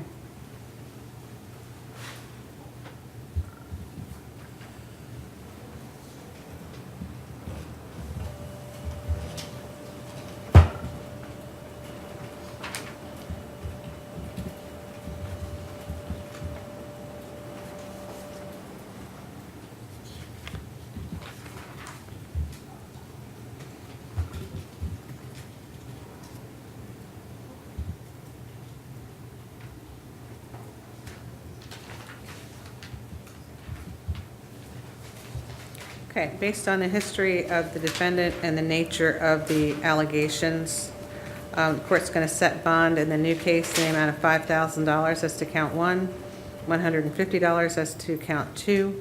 There is no contact between the defendant and the victim. If the defendant has any items in the victim's home, he may return one time with law enforcement to obtain them. He's to maintain a separate residence. He's to have no weapons, firearms, or ammunition. If there are any weapons, firearms, or ammunition either in your possession, sir, or in the possession of anybody that you reside with, they are to be surrendered to the Orange County Sheriff's Office until the conclusion of this case. Thank you. Thank you.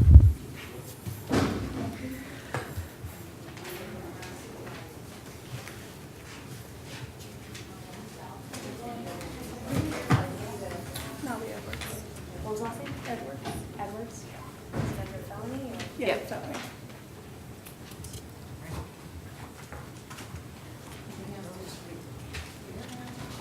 All right, sir, can you tell me your name, please? Dan Justin, Your date of birth? 04/10/34. All right, sir. Good morning, ma'am. Good morning. Can you tell me your name, please? Dominique Dorch. And are you the alleged victim in this case? Okay, can you raise your right hand as best you can? Do you swear affirm any testimony you're about to give will be the truth, the whole truth, and nothing but the truth to help you God? Yes. All right. So give me just a second. I need to talk to him for a minute, and then I'll be right back with you. Sir, you've asked for the appointment of a public defender. The court's going to appoint the public defender's office to represent you. Ma'am, at this time, you came today to talk to the court. How can I help you? I don't want him out. You do not want him out? Okay. State wish to inquire? One moment, Your Honor. I'm sorry. Ma'am, are you currently afraid of the defendant? Yes, I am. No further questions.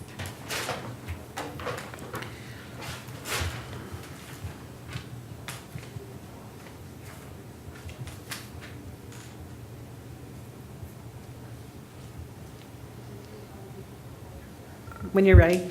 No questions for the alleged victim.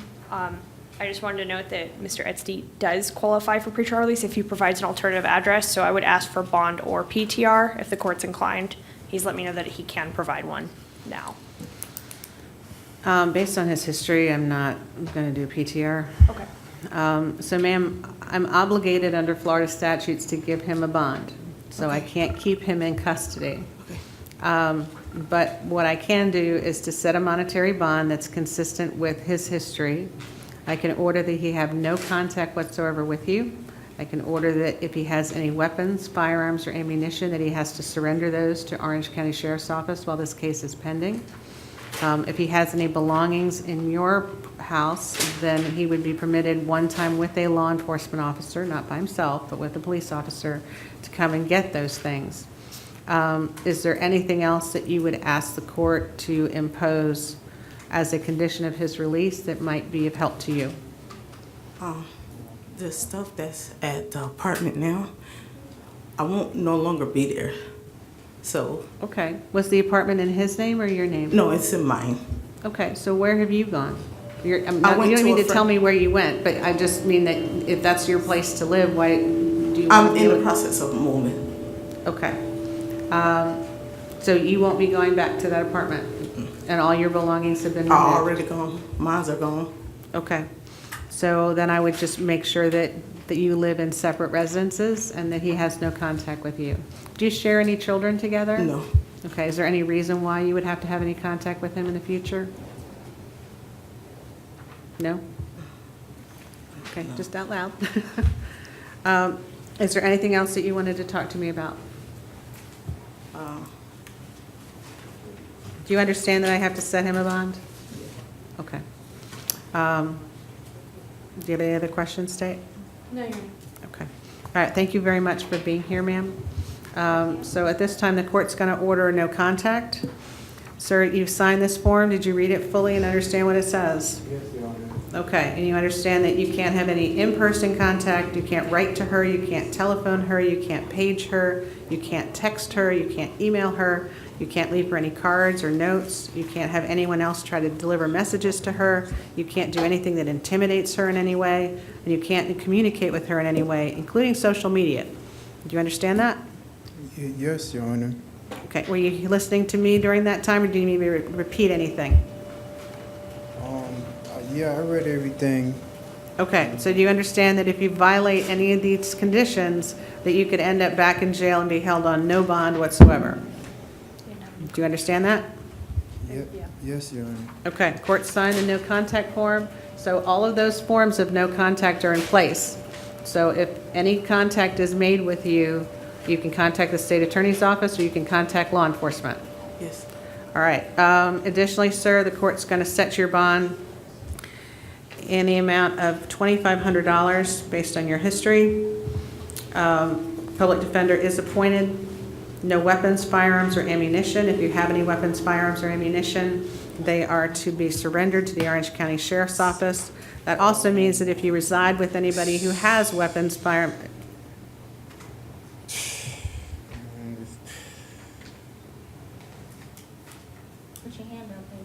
would you like me to continue? Yes, Your Honor. Okay. It means that if you live with somebody who has weapons, firearms, or ammunition, you need to have them surrender those so that you are not in possession of them. It is not a permanent forfeiture. It just means that until this case is concluded, you may not have those items in your possession or control. Okay, your hearing's over. Thank you. You'll get a pin letter. Next, please. Your name, please? Brandon Fontel, Mr. Fonto, what's your date of birth? December 4th, 1999. All right, sir, you're before the court today charged with battery and domestic violence. Yes. I do find that there is probable cause to support that. I am going to grant your request to appoint a public defender to represent you. I do find that you qualify.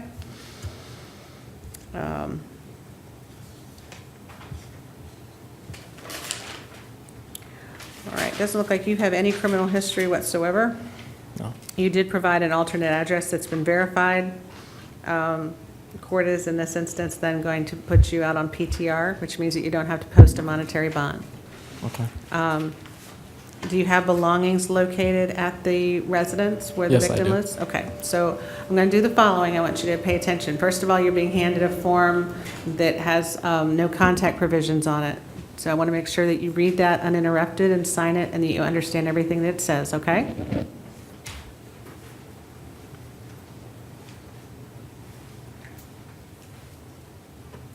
Did you understand all the terms of no contact that are on that form? Yes, I do. And do you understand that if you violate any of those no contact provisions, that could bring you back here with no bond whatsoever? Yes, I do. Okay. Do you have any questions at all about the form or the different types of contact that you're prohibited from engaging in?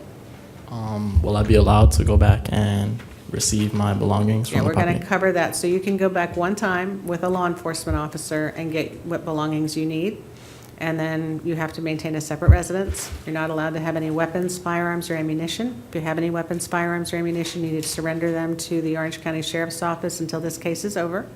If you live with somebody who has those items, that they would be in your possession or control, they need to do that as long as you're living there until the case is concluded.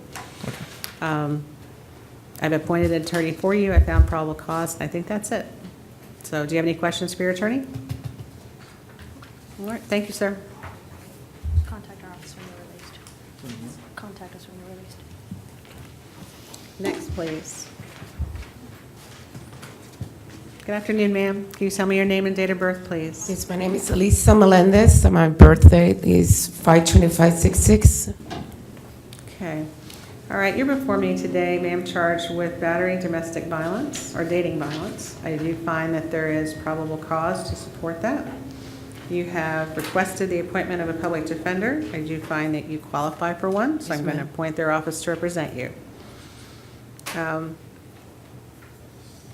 Give me just a moment to review your history, and you're welcome to communicate with your attorney at this time if you wish.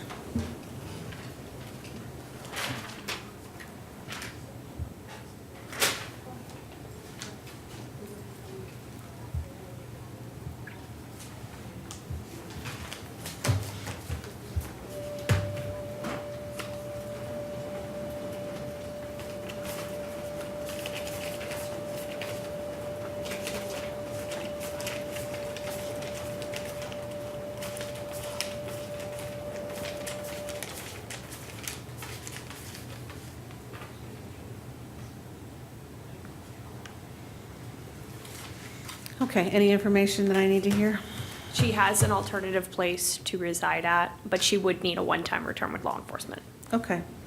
So the risk assessment includes a prior conviction for battery and a prior conviction for domestic repeat violence, a violation of an injunction. So the court is going to set bond in the amount of $2,500. I'm going to require that you live separately from the victim. I will allow you one return with law enforcement to get your belongings. I'm going to give you your attention to be driven to that form that you're going to sign. I want to make sure that you read that and understand all the forms of contact that you're not permitted to have. Did you take a good look at that? I had a copy of that. Okay, so you understand what's not permitted, Yes, correct? ma'am. All right. Do you understand that if you violate any of these terms and conditions, that could result in you coming back here and being held without a bond? Yes, ma'am. All right. If you have any weapons, firearms, or ammunition, No, you're I to don't. surrender those to the Orange County Sheriff's Office within No, ma'am. 24 hours of your release. If you stay with anybody who has weapons, they'll also need to surrender them because you'll be staying with them until the case is concluded. Do you understand? Yes, ma'am. All right. Thank you. Good luck to you. Thank you. Next, please. Good afternoon, sir. Can you tell me your name and your date of birth, please? Bryce Wardrip, 12/19/86. All right, sir. Good afternoon, ma'am. Good afternoon. Can you tell me your name, please? Miranda Amisi Anderson. Miss Anderson, you're the alleged victim in this case, is that right? Yes, ma'am. Okay, raise your right hand for me. Do you swear or affirm any testimony you're about to give will be the truth, the whole truth, and nothing but the truth so help you God? I do. Okay, so you've come to the court today. How can I help you, and what do you want me to know? I'm very afraid of him currently. We live together, and he's a danger to himself and others around him. He has made death threats, which I have proof of. He has caused $800 in property damage to me, and I found out that he is a felon with prior warrants, so I actually have legal registered firearms in my home, and I would at least need time to remove them. Okay. Do you rent or own? Rent. And is the lease in your name or his name? It's in his name. Okay.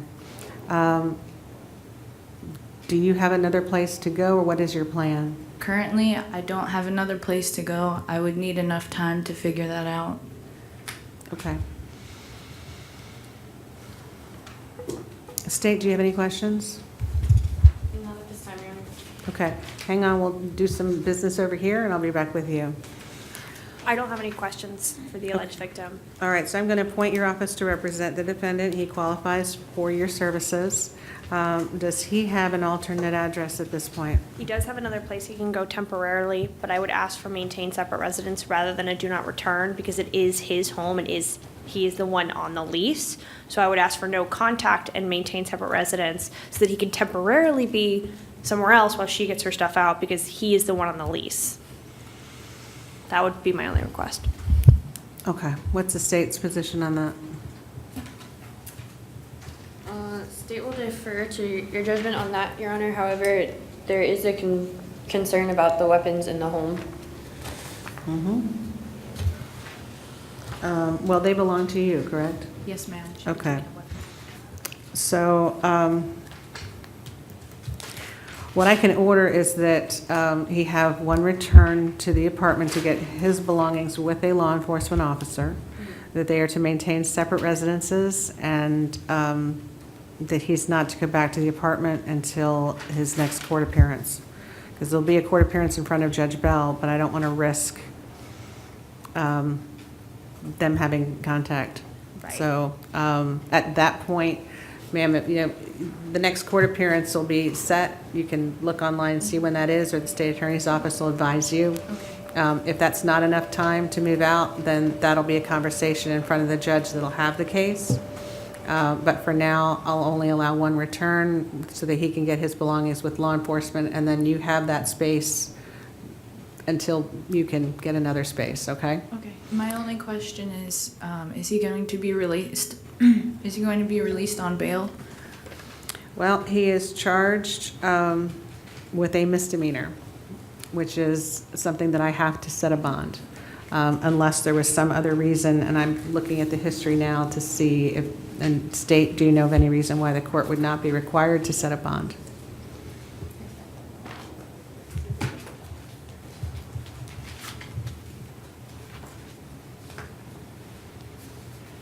It looks like there's a warrant out of Wichita Falls. And there may be a probation violation in California. I have that there's he's possibly wanted by the FBI out of what, that's still outstanding from Wichita Falls.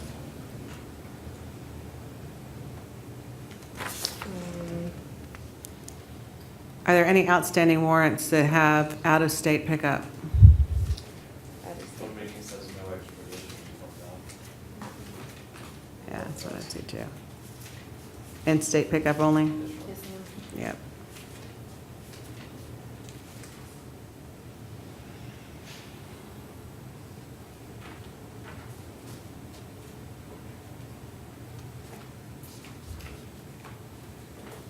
State pick up no extradition for the people. Right.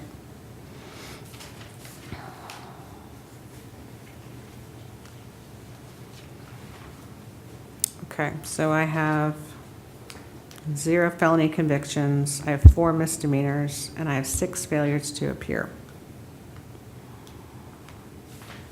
State wish to be heard regarding bond?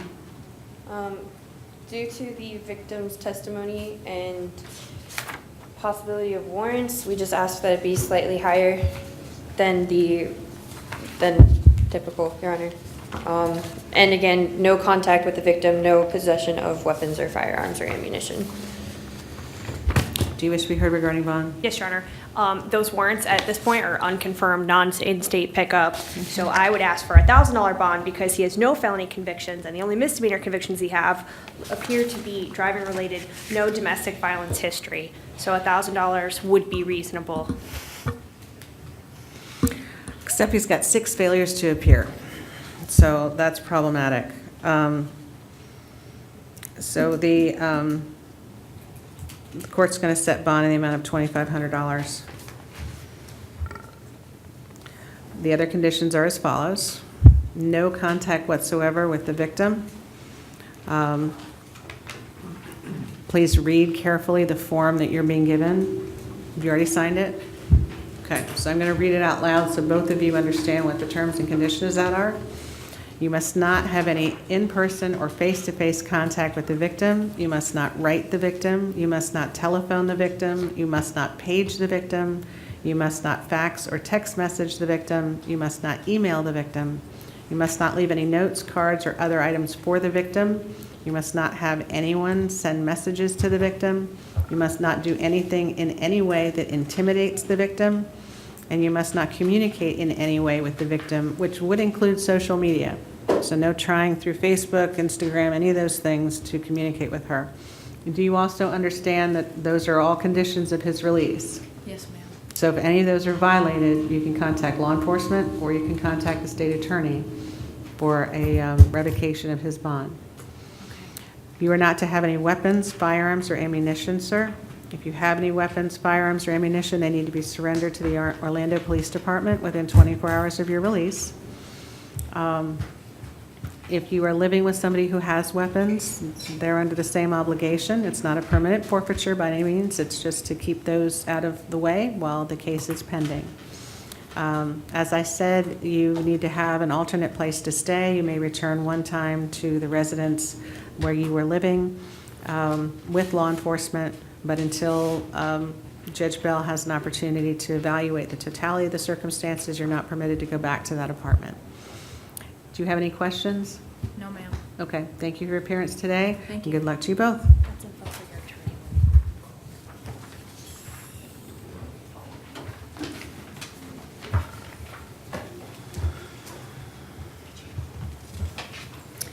Good afternoon, sir. Can you tell me your name, please? Yeah, it's Brett Neil Anderson. All right, Mr. Anderson, is your date of birth 7/22/70? That is correct. Okay, you're before the court today, sir, charged with petty theft, having 2 prior convictions, and inhalation or possession of harmful chemicals. The court has received your request for a public defender, finds that you qualify for an attorney, appoints their office to represent you. Based on your history, the court's going to leave the bonds as they are. Petty theft is $1,000 for count 1. The misdemeanor in count 2 is $100. If you cannot afford to bond out, you're welcome to contact your lawyer. Thank you. Next, please. Are you Neil Yes, ma'am. Bernardo? Yes, ma'am. Okay, did I pronounce your last name correctly? Okay. Date of birth 1/6/73? Yes, ma'am. All right, so you're before the court today charged with armed robbery with a weapon.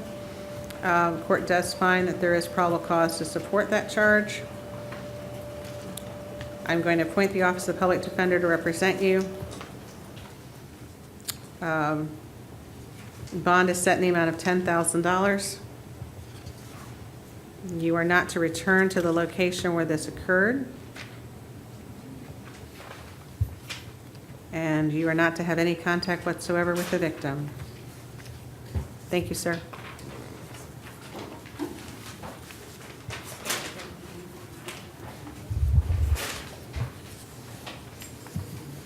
Can you tell me your name, please? Brunel Ortiz Jr., All right, sir, and your date of birth? 03/29/1996. All right, sir, you're before the court today charged with possession of ammunition by a convicted felon and possession of a firearm by a convicted felon. The court finds probable cause to support that charge. You've asked for a public defender. I'm going to grant that request, appoint their office to represent you.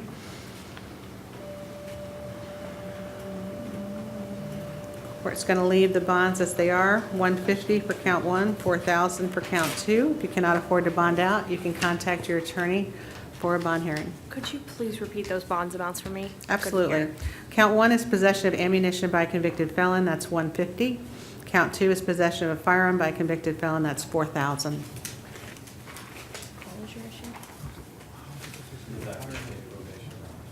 He's on state probation? Oh, hang on. Hang on a second. Counsel, he is on state probation.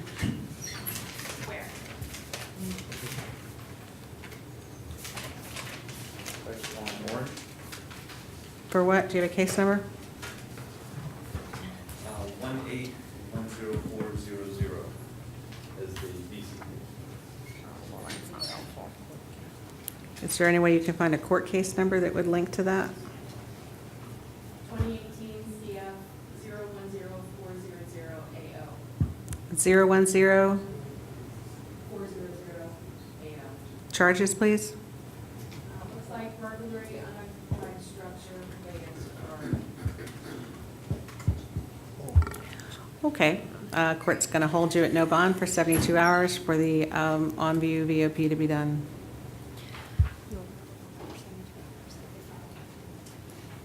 Your Honor, Frederick Davis, he's mental health. Okay. So should he be reset, or do you want to waive? He did ask for a public defender, and he does qualify. Up Give to him you. one more chance. Sure. Okay, we'll reset him for Monday. Your name, sir? Nolly Edwards, ma'am. All right, Mr. Edwards, your date of birth, please. 10-5-64. All right, sir, you're before the court today charged with trafficking in cocaine.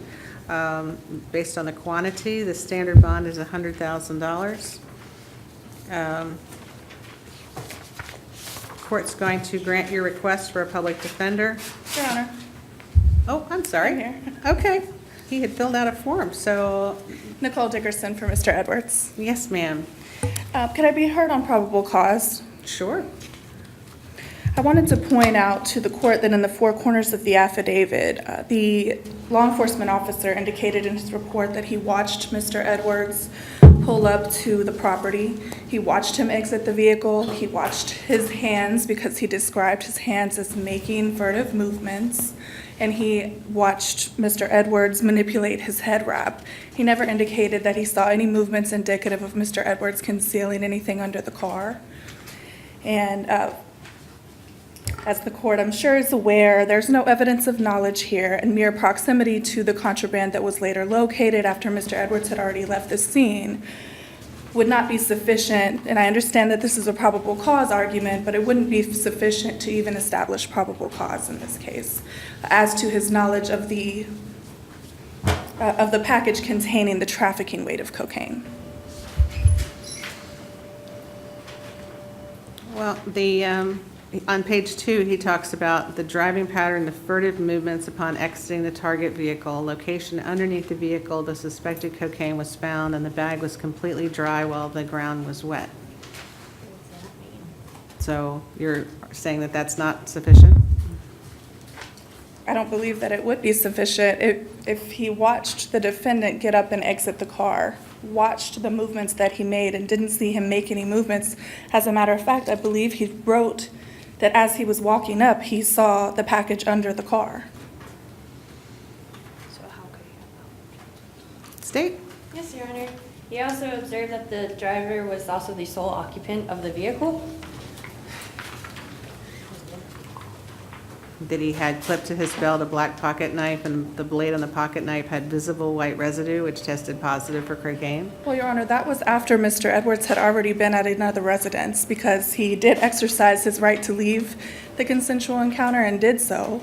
And then when the officer recovered this contraband, then they walked back over to detain Mr. Edwards. He had already been in another residence. Okay. Does the state want an opportunity to add to this by tomorrow? Yes, Your Honor. Okay, so he'll be held at his current bond at $100,000 until tomorrow to give the state an opportunity to bring more information.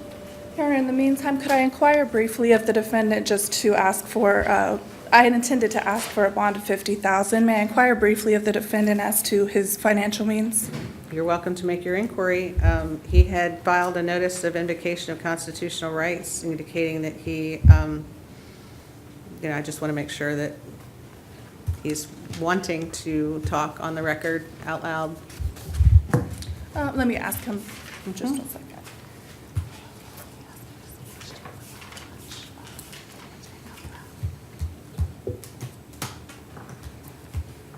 Your Honor, we can proceed. Okay. Sir, do you wish to talk on, understanding that this is being broadcast online throughout the country and that anything you say could be used against you? Yes, ma'am. All right, then you may inquire, counsel. Mr. Charles, are you currently employed? Yes, ma'am. And how are you employed? At Kirby's Rental and Rudy Garden. And what do you do? I'm a dishwasher and put up tents. Okay, how much how often are you paid? I'm paid weekly. And how much do you get paid per week? 300 from Kirby and 275, about 575. Okay. And do you have any checking accounts or savings accounts? I got a checking and a savings account. Okay. And do you own any homes? No, ma'am. Do you own any vehicles? Yes, ma'am. How many vehicles do you own? I own 2 vehicles. And do you own those outright, or are you making payments on them? Outright. You outright own them? Big old cars. Okay. Do you currently have any dependents? Not staying with me. Okay. Do you pay child support for No, any ma'am. dependents? No, ma'am. Okay. Do you care for anyone else outside of your home? No, ma'am. And so that would make your monthly income around, what do you think you bring home every month?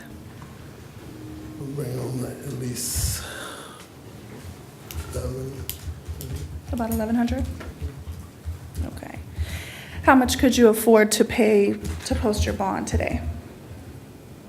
I can borrow some money, it'd probably be like 4 or 5. 4,000 or 5,000? No further questions. Okay, well, this isn't a bond hearing, it's, it's initial appearance. The answers that were given are inconsistent with the affidavit that was filed in the court file. The court's going to stay bond at $100,000. Thank you. Reset for probable cause on Monday. Next, please.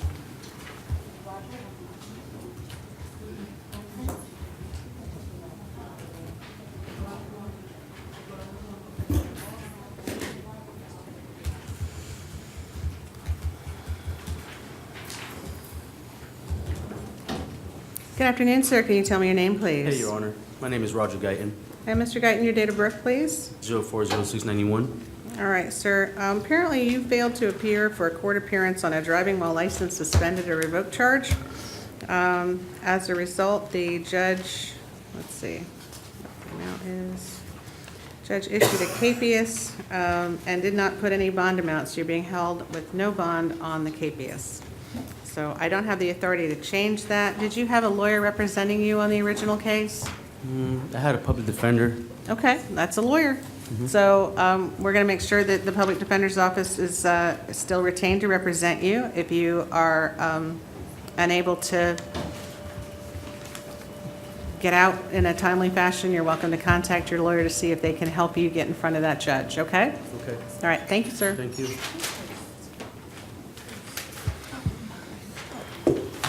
Next, please.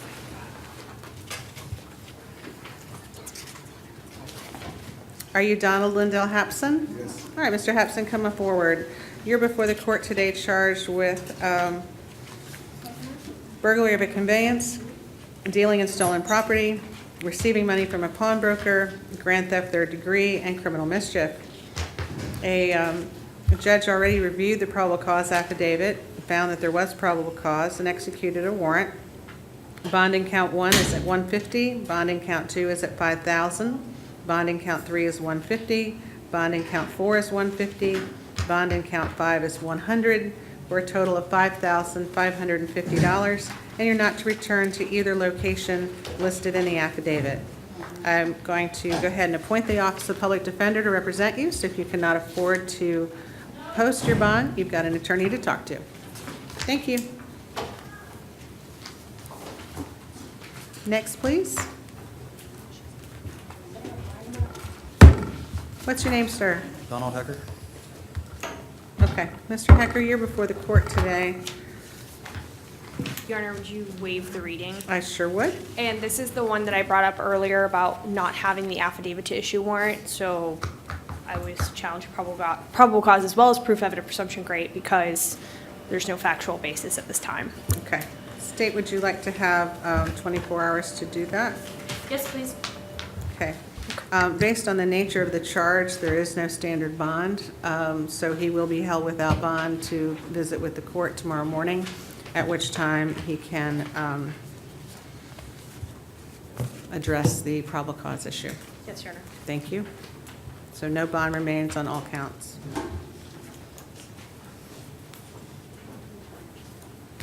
Your Honor, Kevin Hernandez, he refused to attend. All right.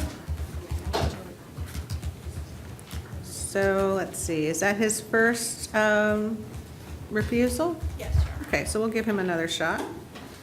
That's Hecker as well. And that was, Hernandez. thank you. So are you Patrick Gillis? Yes, ma'am. All right, good morning, sir. Good morning. You're before the court today charged with driving while your license is suspended or revoked as a habitual traffic offender. You're also out on bond for driving while license is suspended or revoked as a habitual traffic offender. I do note that that arrest was 3/2 of 19. Is that case in process? Yeah.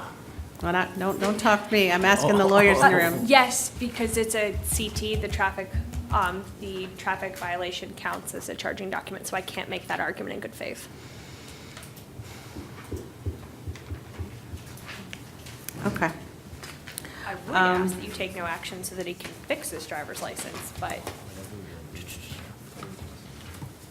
Let's see. Do you have a driving record for him? Let me look at the basis and see. sure.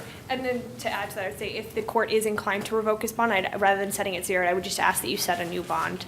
Who's the one? Okay.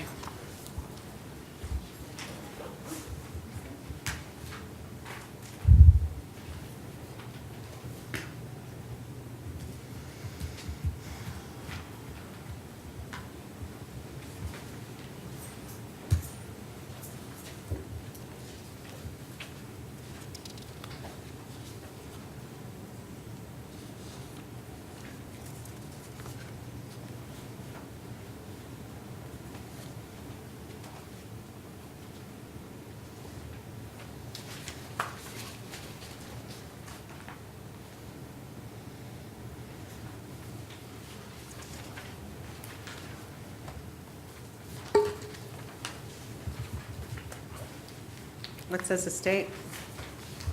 Defer to the court on this one, Your Honor. Ma'am? We'll defer to court. Okay.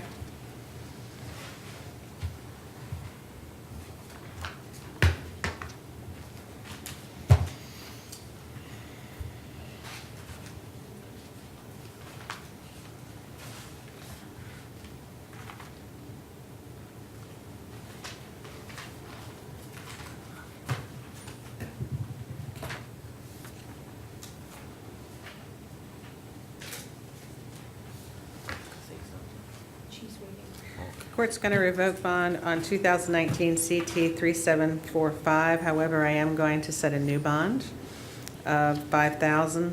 Appoint at the Public Defender's Office to represent you, sir. Bond remains $2,500 on your new charge.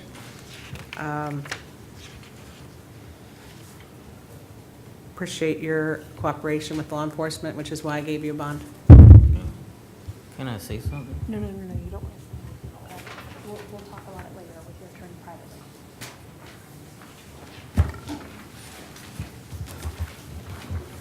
Your Honor, Barry Gilfresh, he refused to attend.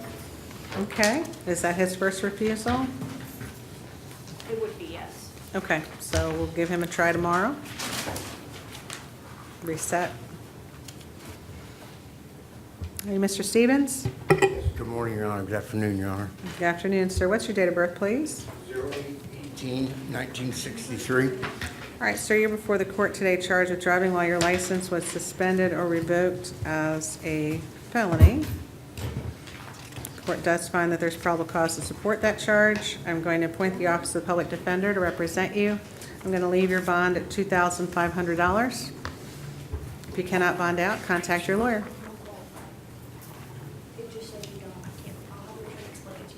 Thank you, Your Honor. Thank you, sir. Samantha Beauford? Good afternoon, ma'am. Can you tell me your birthday, please? May 12, 1985. All right, ma'am, you're before the court today charged with driving while your license was suspended or revoked. Yes, Court's going to appoint the Office of Public Defender per your request. And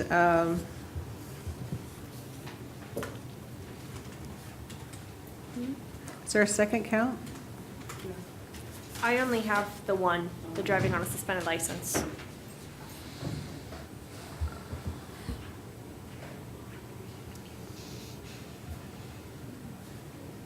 All right, well, a second one's probably coming. I don't know why we don't have it, but since I don't have it, I'm just gonna stay the bond on this one. So bond is $500. She's not gonna reduce it because of the potential other case. I have all those dates. Sir? I have all the data if you need them again. Okay. All right, can you tell me your name, sir? Isaiah Boone. All right, Mr. Boone, you're before the court today, charged with DUI and driving while license was suspended or revoked. Yes, I would like the debit on this one, please. Court's going to grant your request, sir, for the appointment of a public defender. Appoint their office to represent you. You do not qualify. Looks like you qualify. You don't qualify because of this. Because you're not gonna get out until you deal with that. I'm not sure. You'll get a court date soon, though. I just don't know.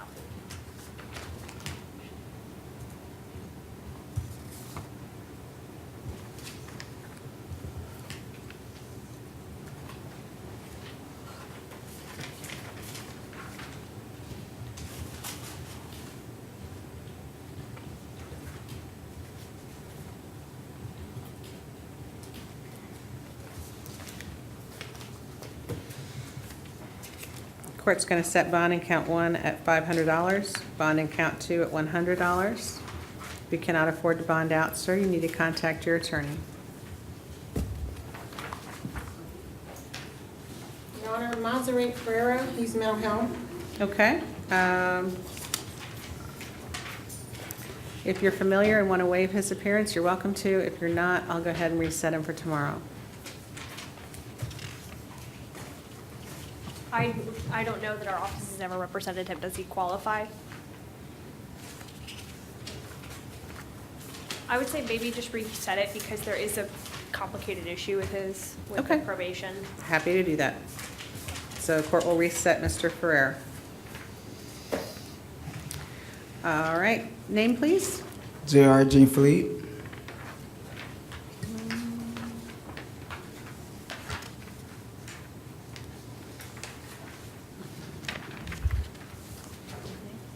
I'm sorry, what's your name again, sir? J.R. Jean Philippe.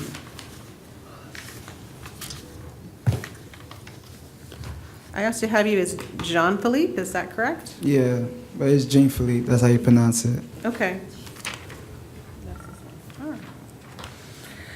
All right, sir. You are before the court today for operating a motor vehicle without a valid driver's license. Looks like you're already out on bond for grand theft of the 3rd degree and operating a motor vehicle without a valid driver's license. May I be heard on that case? Shh. Yes, ma'am. Your Honor, he was arrested on that case on September 30th and no information has been filed to date.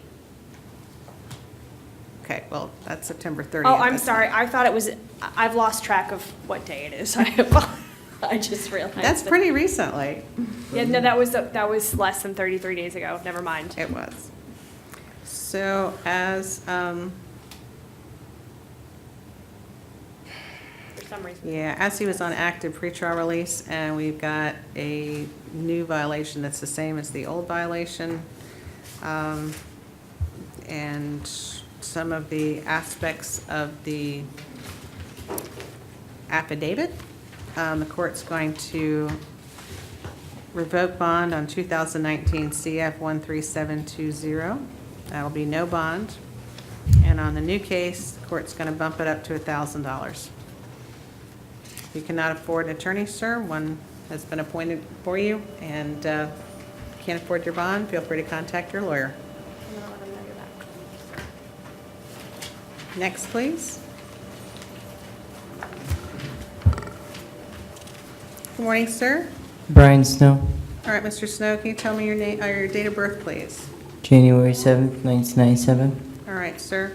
And you're before the court today, charged with driving while your license was suspended or revoked.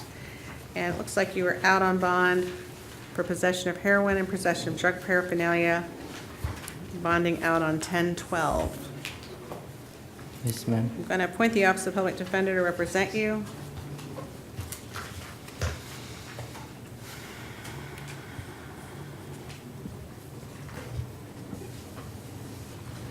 State wish to be heard with regard to revocation of bond.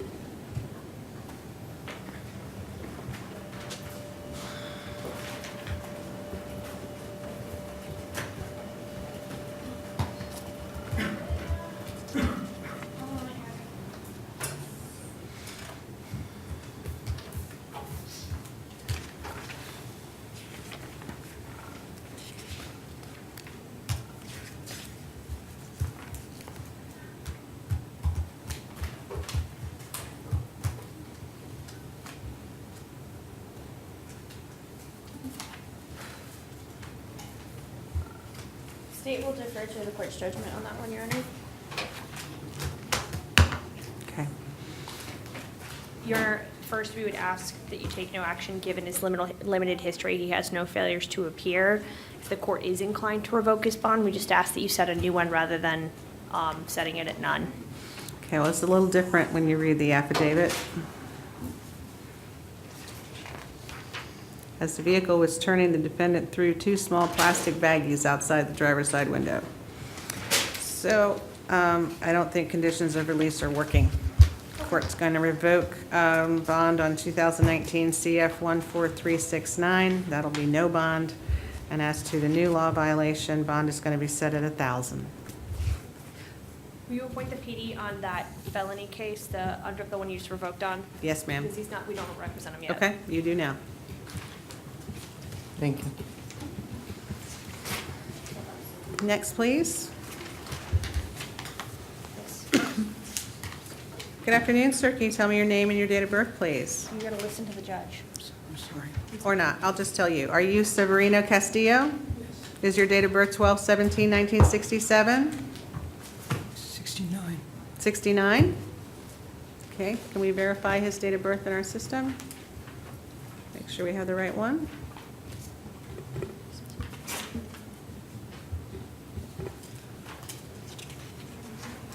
While they're doing... 12/17/67, Your Honor. Okay, so the court's going to keep 67. I am going to appoint the Office of the Public Defender to represent you, sir. Court has had an opportunity to review the paperwork, finds that there is probable cause to support the charge.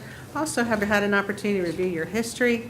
This is going to be a felony. Court's going to set the bond at $2,500 with a no return to the Walmart located at 8990 Turkey Lake Road. If you cannot afford your bond, sir, you need to contact your public defender. Thank you. Gillespie? Can you tell me your full name, sir, and your date of birth, please? Catron Gillespie, August 20, 1995. All right, Mr. Gillespie, you are before the court charged with resisting or obstructing an officer without violence.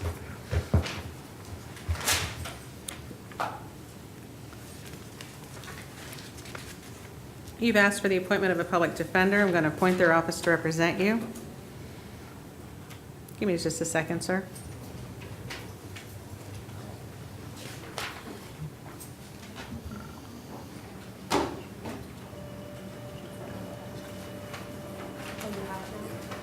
Okay, I'll let the court know.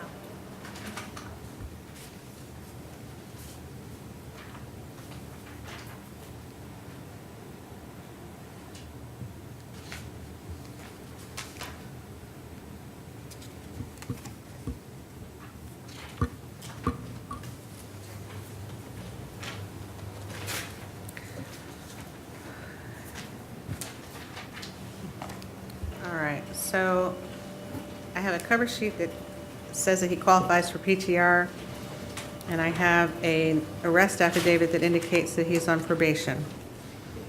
Does the state or PTR have any information, or the jail have any information about him being on probation? Or do I have the wrong defendant? Okay. Patreon Gillespie, Your Honor. Mm-hmm.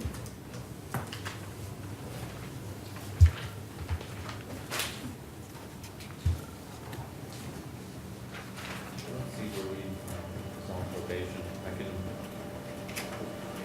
I believe. They're it was the co-defendants, so- I believe okay. the co-defendant is the one who was on probation. All right, I'm just verifying then. Okay, so you qualify for pretrial release, sir. So I'm not going to require you to post a bond. I am going to appoint the Office of the Public Defender. You have like no history. So if you want to keep it that way, you need to watch who you're hanging with. Yes, ma'am. You understand? Yes, ma'am. Okay. Good luck to you, sir. Yeah. Okay, thank you. Your name, sir? Oh, I think he's hard of hearing. Okay. Can you hear me better now, sir? Let me know if you can hear me, sir. We're going to turn up the volume a little bit, kind of give me a signal when it works. Your thumbs up when you can. You good? Okay. Okay, can you tell me your name and date of birth, please? Can you tell me your name? What is your name? Are you able to speak, sir? You might be nonverbal, Your Honor. Okay. Is it better if I just ask you questions, sir, and you nod or respond that way? Okay. So are you Trevelyan Williams? Okay. And is your date of birth 12/25 of 84? You can just say yes or no. Do you sign? Yeah. Okay. Yeah. All right. So you're before the court today charged with a battery. Give me just a moment to look at your paperwork, sir.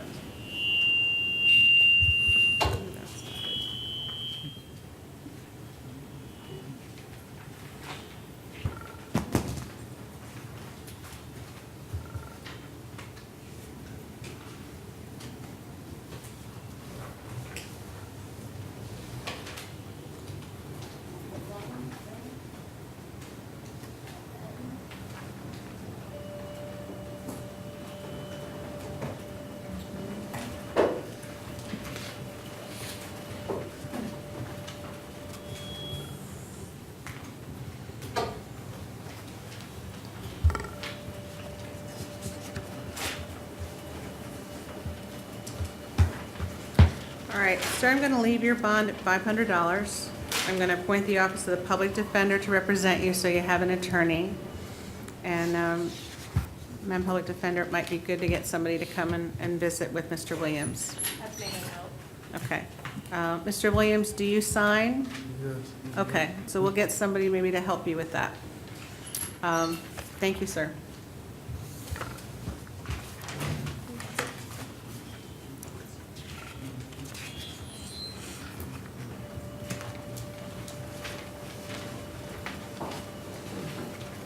Good afternoon. Are you James Gonzalez? Yes, ma'am.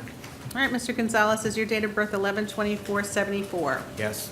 All right, sir, we've got an active warrant out of Miami-Dade County for carrying a concealed firearm and resisting an officer without violence. There is no bond, and so they've asked us to hold you so they can come pick you up. They should be here to get you within 72 hours. If they don't, you're usually brought back up in front of a judge so we can figure out why. Okay? Thank you. You're welcome. James McFadden? Afternoon, are you Mr. McFadden? Yes, ma'am. Is your date of birth 9/2 of 93? I'm sorry, 83. Yes, It's ma'am. going to make you 10 years younger. You're before the court today on a warrant out of Seminole County. It looks like there's no bond on that warrant as well. Seminole County usually gets here within 24 hours, so if you're not picked up within 48, they'll come bring you back to the court and we can find out why you're still here, okay? Yes, ma'am. Thank you, sir. Diana Montez? Good afternoon, ma'am. Good afternoon. Is your date of birth 12/29/96? Yes. Yes, ma'am? Okay. You're before the court today on a warrant out of Seminole County. And they have indicated that there is no bond. It's for a violation of probation on leaving the scene of a crash with property damage. Seminole County usually comes within 24 hours, so they should be here to pick you up soon. If not, and you're still here at 48, they'll bring you into the courtroom so we can see why you're still here, okay? Thank you. Philip Richardson? Your Honor, I saw an issue with this case. Okay. Can a police officer violate someone, and do an on-view probation violation for a technical violation? This isn't a warrant, that's just what the facts in the affidavit were. I tried to look up the VOP statute, and it says that any officer can if it's a material respect. I don't know. Why don't you give me a second to look at it? State, Sure. have you reviewed this yet? Is this on Philip Richardson? Yeah.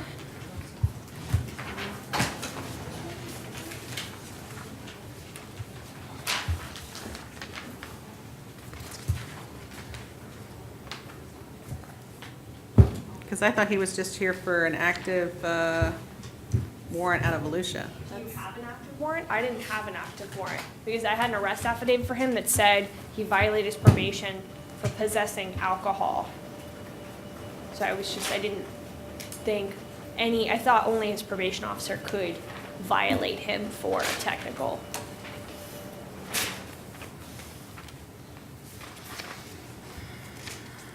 Couldn't find any case on the issue either. Yeah. Well, it would seem, I'm gonna kind of argue a little bit. Yeah. It would seem that if it's clear in the information that law enforcement has, that the individual as a condition of probation is not to possess or consume alcohol, and the officer sees the person possess or consume alcohol, that would be something that they could deal with as a technical in their observation, just like testing positive for drugs would be something that a law enforcement officer could do. Right, but that would be with his probation officer, so I just didn't know if it had any respect, please don't talk. I didn't know if that had anything, do you understand like where? I do. Okay. I don't know that that's something that's ripe for initial appearances because there is probable cause for a violation. Yes. He would be held for 72 hours for them to run that through, and then maybe you could argue that at that point. Right. No, I just wanted to bring it to the court's attention in case there was something. Yeah, it's different, but there's certainly technicals that I don't think an officer could do, but this appears to me to be a technical that was within the officer's ability to see. So I would find that there's probable cause for an on-view, and in the meantime, there needs to be some investigation as to whether he's out on there's a warrant out of Volusia. So you're held with no bond for 72 hours. He'll be brought back depending upon what probation does with it. Thank you. Mark Sanchez. Good afternoon, Mr. Sanchez. You're before the court today on some Allen County warrants out of Levy County. The allegation is that you failed to appear for a court appearance regarding a case leaving the scene of an accident with serious bodily injury, as well as what looks like a few other lesser charges that went along with that. There are bonds set on these. You have $10,000 on count 1, $5,000 on count 2, and $5,000 on count 3. If you're not able to bond out, the folks from Levy County should be able to be here to pick you up within about 72 hours, okay?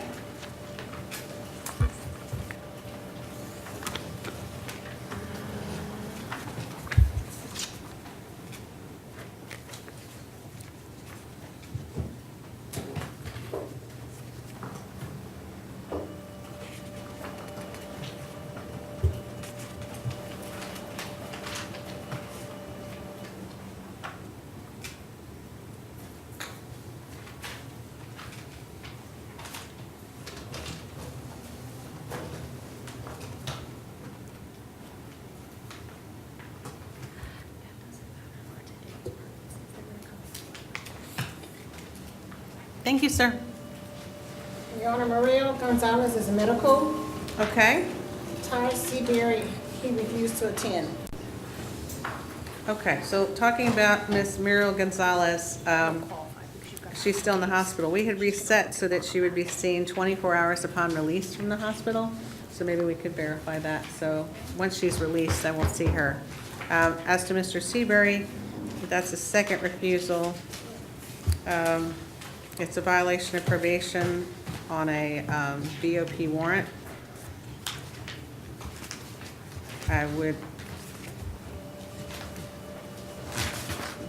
Does the Public Defender's Office wish to be heard as to whether you've represented him in the past, or? Can we pass him for just a moment? We can.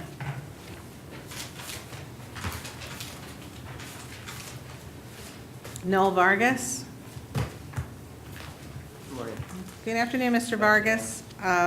You are before the court today for resisting an officer without violence and loitering and prowling. You had asked for the appointment of a public defender, so I've gone ahead and done that. Point one for you so that you have counsel. Looks like you're already out on bond from a, let's see what that is. I don't have the cover sheet for that anymore.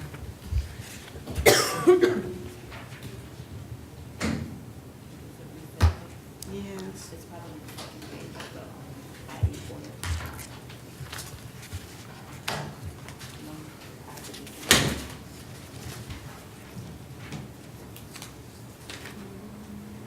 Oh, there we go. Okay, you're out on bond on 2019 CT 2061AO and 2019 MM 7367AO. Do you have information on dates and charges? Yes, for the trespass, the misdemeanor, that was no prost on 10/25. Oh. So, Okay. so it probably hasn't been updated yet. And as to the CT? He's represented by Jennifer Seidemann in that case. The date of arrest was, it's a CT case, so the charging document's already been filed with the traffic citation, so I can't Right. make any argument in good faith. I just would be interested in what the charge is, if you're able to see Oh, that. it's driving on a suspended license. Okay. So, I mean, I would ask that you take no action, and if you are inclined to revoke his bond, set a new one, rather than setting it at none.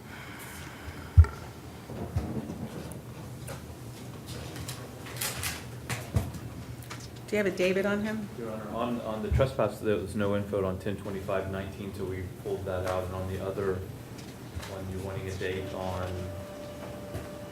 I'm more interested in why he's suspended.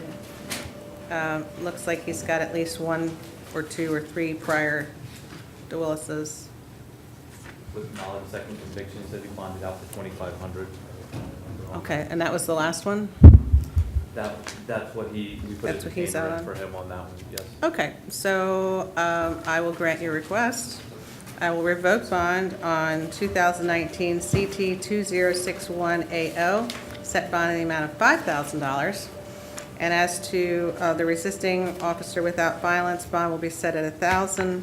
And as to loitering and prowling, bond will remain at $100.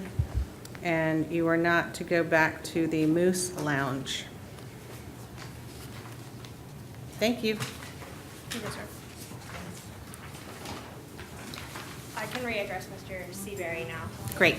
I did look in our system, we do have current representations with him, so he qualifies for public defender. So I'd Okay, waive. and you'd waive his appearance? Yes. Great, so that's a waiver of initial appearance. All right, your name, sir? Vince Lassane, All right, Mr. Lasine, can you tell me your date of birth, please? 7/22/1972. All right, and it would appear that you're before the court for a violation of probation. I'm still trying to figure out why. Well, let's see if we can figure out why. I didn't know what you were gonna say. This is an out-of-county warrant.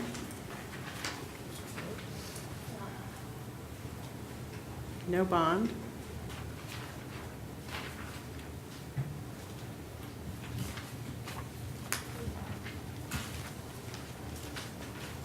All right, Volusia County has a no bond warrant for you. Is it just one or the two? I have out-of-county warrant and violation of probation, so I didn't know Okay. if the out-of-county was the VOP warrant, or if he's on probation here. I was trying to figure that out now. Okay, I won't put any more information on the out-of-county warrant on the record. Okay. But they should come pick you up, sir, within 72 hours about that. And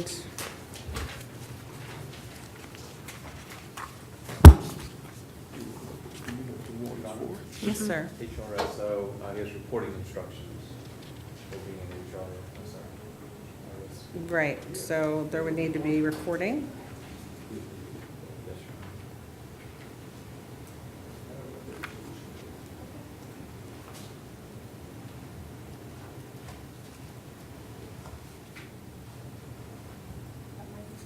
Okay, there's an on view. Oh.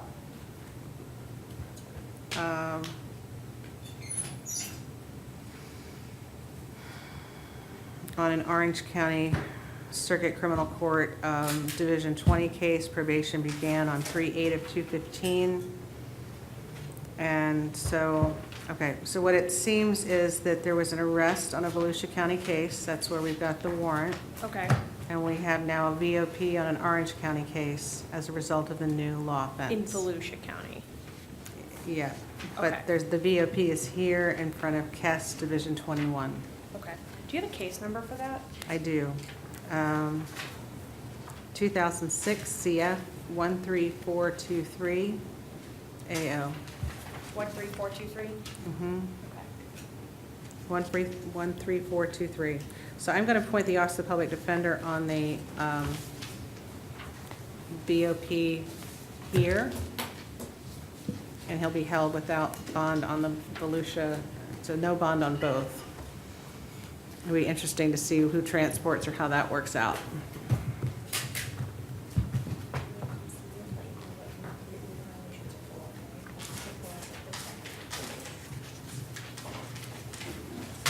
Okay, Jariah Redding. Are you Mr. Redding? Hey, good morning. Good afternoon, sir. Your date of birth, please? March 10th, 1994. All right, sir, you're before the court today. You were on probation.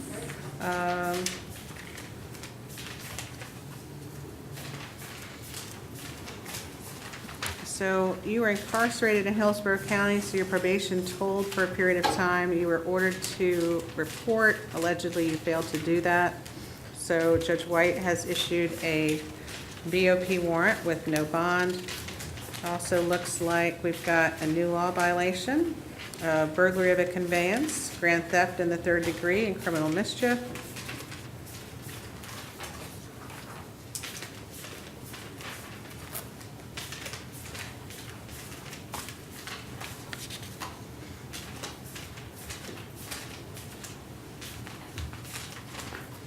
Okay, based upon the extensive history, the court's going to double the bonds. Burglary of a conveyance, 7,000, grand theft, 300, criminal mischief, 100, no bond on the BOP. Thank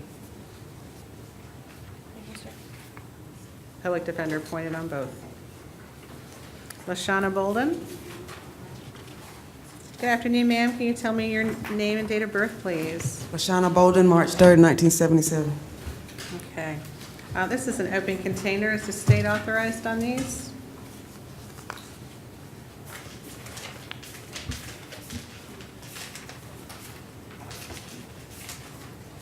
I do not have an offer, Your Honor. Do you want to reset for tomorrow? Please. Done. Ms. Bolden, the court will see you tomorrow. Maybe they'll have an offer for you then, okay? I'd ask for the same thing on the next one if there's no offer. Your name, sir? Kirkpatrick Burks. All right, Mr. Brooks, is your date of birth 2/22/82? Yes, please. Okay, and you're before the court today, charged with trespass.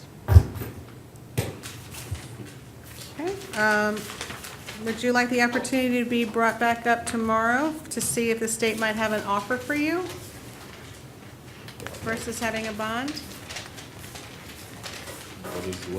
What does that entail? As an officer of the court, do you want a minute? Yes. What do I have? Oh, that's right.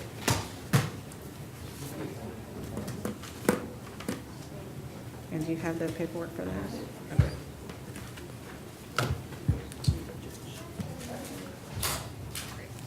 There we go. going to get the interpreter on the line again.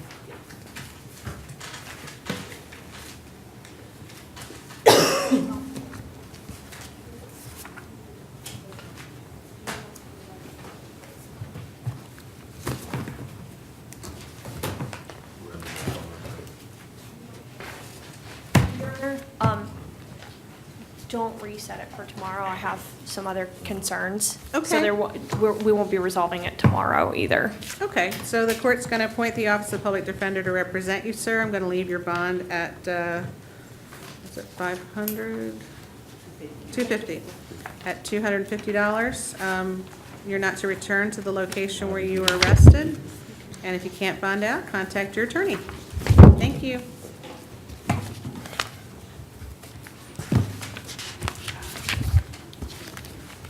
Okay, so we're going to contact the Vietnamese interpreter. And I'll be right with you.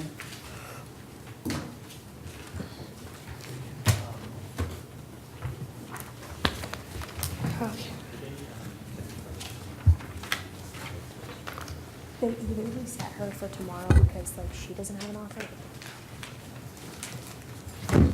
Yeah.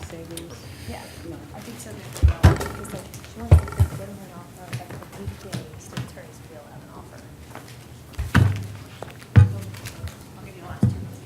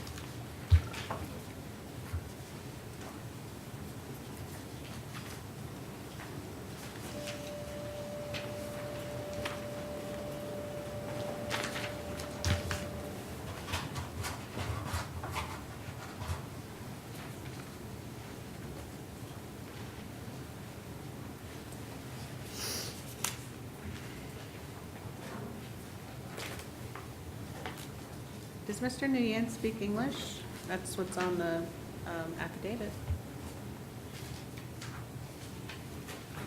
Mr. Who? Mr. Nguyen? Oh, Mr. Wright? Mr. Nguyen? Do you speak English? Only a little bit. Okay. We'll wait then. It's okay.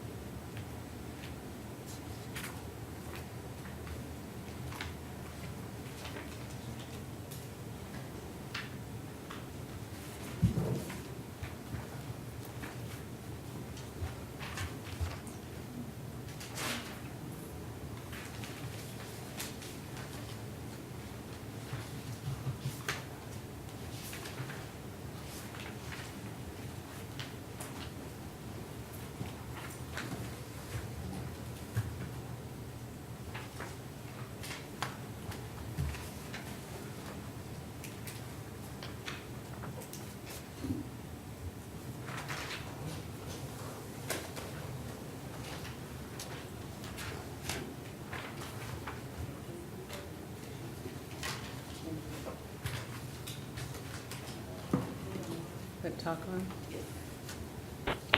Good afternoon, this is Judge Higbee. Who am I speaking with? Yes, ma'am. This is Vietnamese interpreter 246-838. Thank you. Have you been sworn yet today? Chào bác ạ, bác đã thề trước tòa chưa ạ? Chưa. I'm asking you, Mr. Interpreter, if you have been sworn today, so I can swear you in if I need to. No, ma'am. Okay, so if you'd raise your right hand, you swear or affirm you'll translate truthfully from Vietnamese to English and English to Vietnamese to the best of your ability. Yes, ma'am. Okay, all right, so let's get started. Are you Mr. Nguyen? Yes. Dạ, bác là bác Nguyễn đúng không? Dạ đúng rồi. Yes, I am. All right, so you're before the court today charged with driving while your license was suspended or revoked.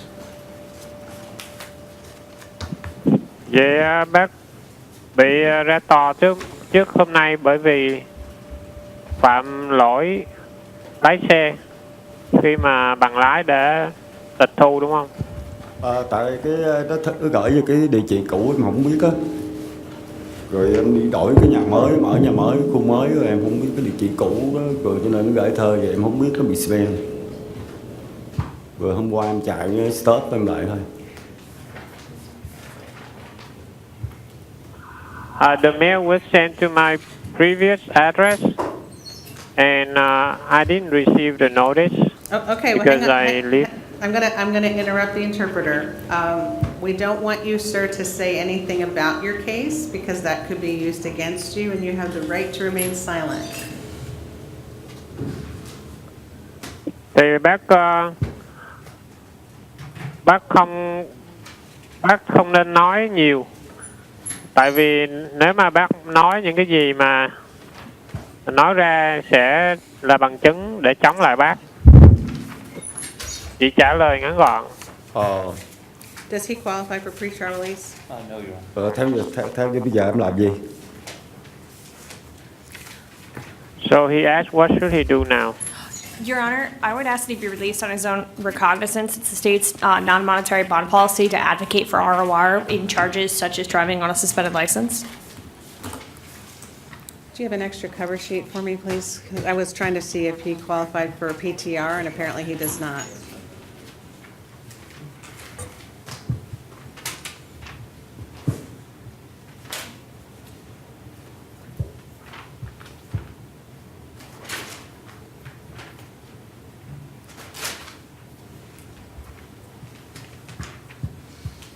Mr. Nguyen, can you tell me what well, actually,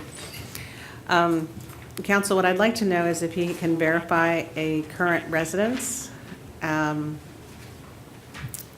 unless that's a concern for you as the officer of the court. That would make a difference to the Right. court and what to do. So do you want a moment to speak with him? Do you need him to provide an exact address? Because from what I'm reading on the PTR sheet, it seems like he does have a place to live, he just doesn't remember the exact address. I need an address. Yes, okay. Interpreter, would you please ask Mr. Nguyen if he could provide the address he would be living at once released? Dạ, vậy bác Nguyễn, bác vui lòng cung cấp một cái địa chỉ mà bác sẽ ở khi mà bác được cho thả. Anh nói em không hiểu. He asked me to repeat. Bác vui lòng cho biết một cái địa chỉ của bác. Dạ. Khi bác được thả thì bác sống ở đâu? Ở Úc Quýt, ở Texas á, Texas với Úc Quýt á. In Texas, Oak Creek. Dạ. Mà em quên cái địa chỉ, em mới về ở em cũng quên nữa. I have just moved in, so I don't remember exact address. Can you afford a $500 bond, sir? Vậy bác có tiền trả tiền bảo lãnh 400 đô? Không. No. I'm going to appoint the Office of the Public Defender. He has 6 felonies and at least 1 prior conviction, even though it's old. Based on the lack of information the court can receive today, I'm not comfortable with an ROR. He doesn't qualify for pretrial release, so all I can do is to leave the bond as it is, but have an attorney in place for him to assist him with what comes next. Yes, Your Honor. Dạ thì do bác không có đầy đủ thông tin ngày hôm nay thì tòa án chỉ có thể cho bác giải phóng cái tiền bảo lãnh và để cho luật sư làm việc với bác, hỗ trợ bác. Thank you, sir. Thank you, Your Honor. Thank you. Okay, I've Excuse me, got, sir. I have one more for you, Mr. Interpreter. Yes, Your Honor. All right. Sir, are you Hung Van Lee? Yes. Okay. Mr. Lee, you're charged with fleeing and attempting to elude. Dạ, bác bị kết tội vì định bỏ chạy đúng không? Dạ không. Ăn cắp. And you're charged with driving under the influence of alcohol. Và bị kết án do chạy xe mà có uống rượu và định bỏ chạy. Có uống rượu mà không có bỏ chạy. I don't want you to talk about the facts in your case, sir. I need to try to evaluate what your bond will be and whether you need a lawyer. Can you afford to hire your own lawyer? Bây giờ không phải là thời điểm để mà anh bào chữa ạ. Thì chỉ đọc cho anh cái tội để mà anh biết cái tiền bảo lãnh để bảo lãnh anh ra. Còn anh có tiền để mà trả thuê luật sư không? Tự thuê luật sư không? Bây giờ tòa phạt đúng không? Tòa cho bond ra đúng không? So you give me the bond. Can you afford your own lawyer, sir, or would you like me to appoint one for you? Anh có tiền để tự trả Dạ thuê luật sư riêng không? Hay là muốn tòa chỉ định luật sư cho anh? Chứ không có bond ra anh. How about the bond? Okay, Would you appoint our office temporarily? sure. I'm going to appoint the Office of the Public Defender on a temporary basis to assist Mr. Lee. I'm going to set bond in the DUI in the amount of $500. I'm going to set bond in the fleeing and attempting to elude in the amount of $1,000. Vậy bây giờ tôi sẽ chỉ định luật sư cộng đồng bào chữa cho anh tạm thời. Và cái bond để mà đóng để mà được tự do là 500 đô cho tiền uống rượu lái xe. Còn cái tội ý định bỏ trốn thì phải đóng 1.000 đô bảo lãnh. Sir, if you cannot afford to post your bonds, a lawyer will come and see you to assist you. Nếu mà anh không có đủ tiền để trả cái tiền bảo lãnh đó thì một luật sư á, cộng đồng sẽ tới tư vấn cho anh. Có đủ mà. I can't afford it. That's why a lawyer is going to come see you, okay? He can pay it, Your Honor. Right, and then I want you to translate for me an answer to him, which is, that's why I have a lawyer who's going to come see you. Thì luật sư sẽ tới để mà gặp anh và hướng dẫn. Thank you, sir. Good luck to you. Rồi, cảm ơn anh. Bây giờ Chúc may mắn. Is it now? Chỗ nó. Not right. Not right now. Now you go back and an attorney will come see you soon. Không phải bây giờ anh trở lại rồi luật sư sẽ tự động tới gặp anh sau. Chừng nào mới được về anh? He asked when he able to go. Sir, you have to post a bond and able to be, in order to be released. And if you cannot afford to post your bond, a lawyer will come speak to you in the next day or two to talk to you about your other options, okay? Thì phải trả xong cái bond, cái tiền bảo lãnh thì sau đó anh mới được thả.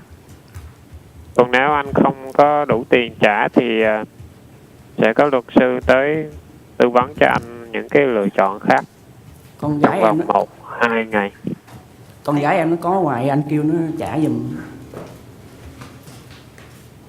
My daughter is outside. She can pay for me.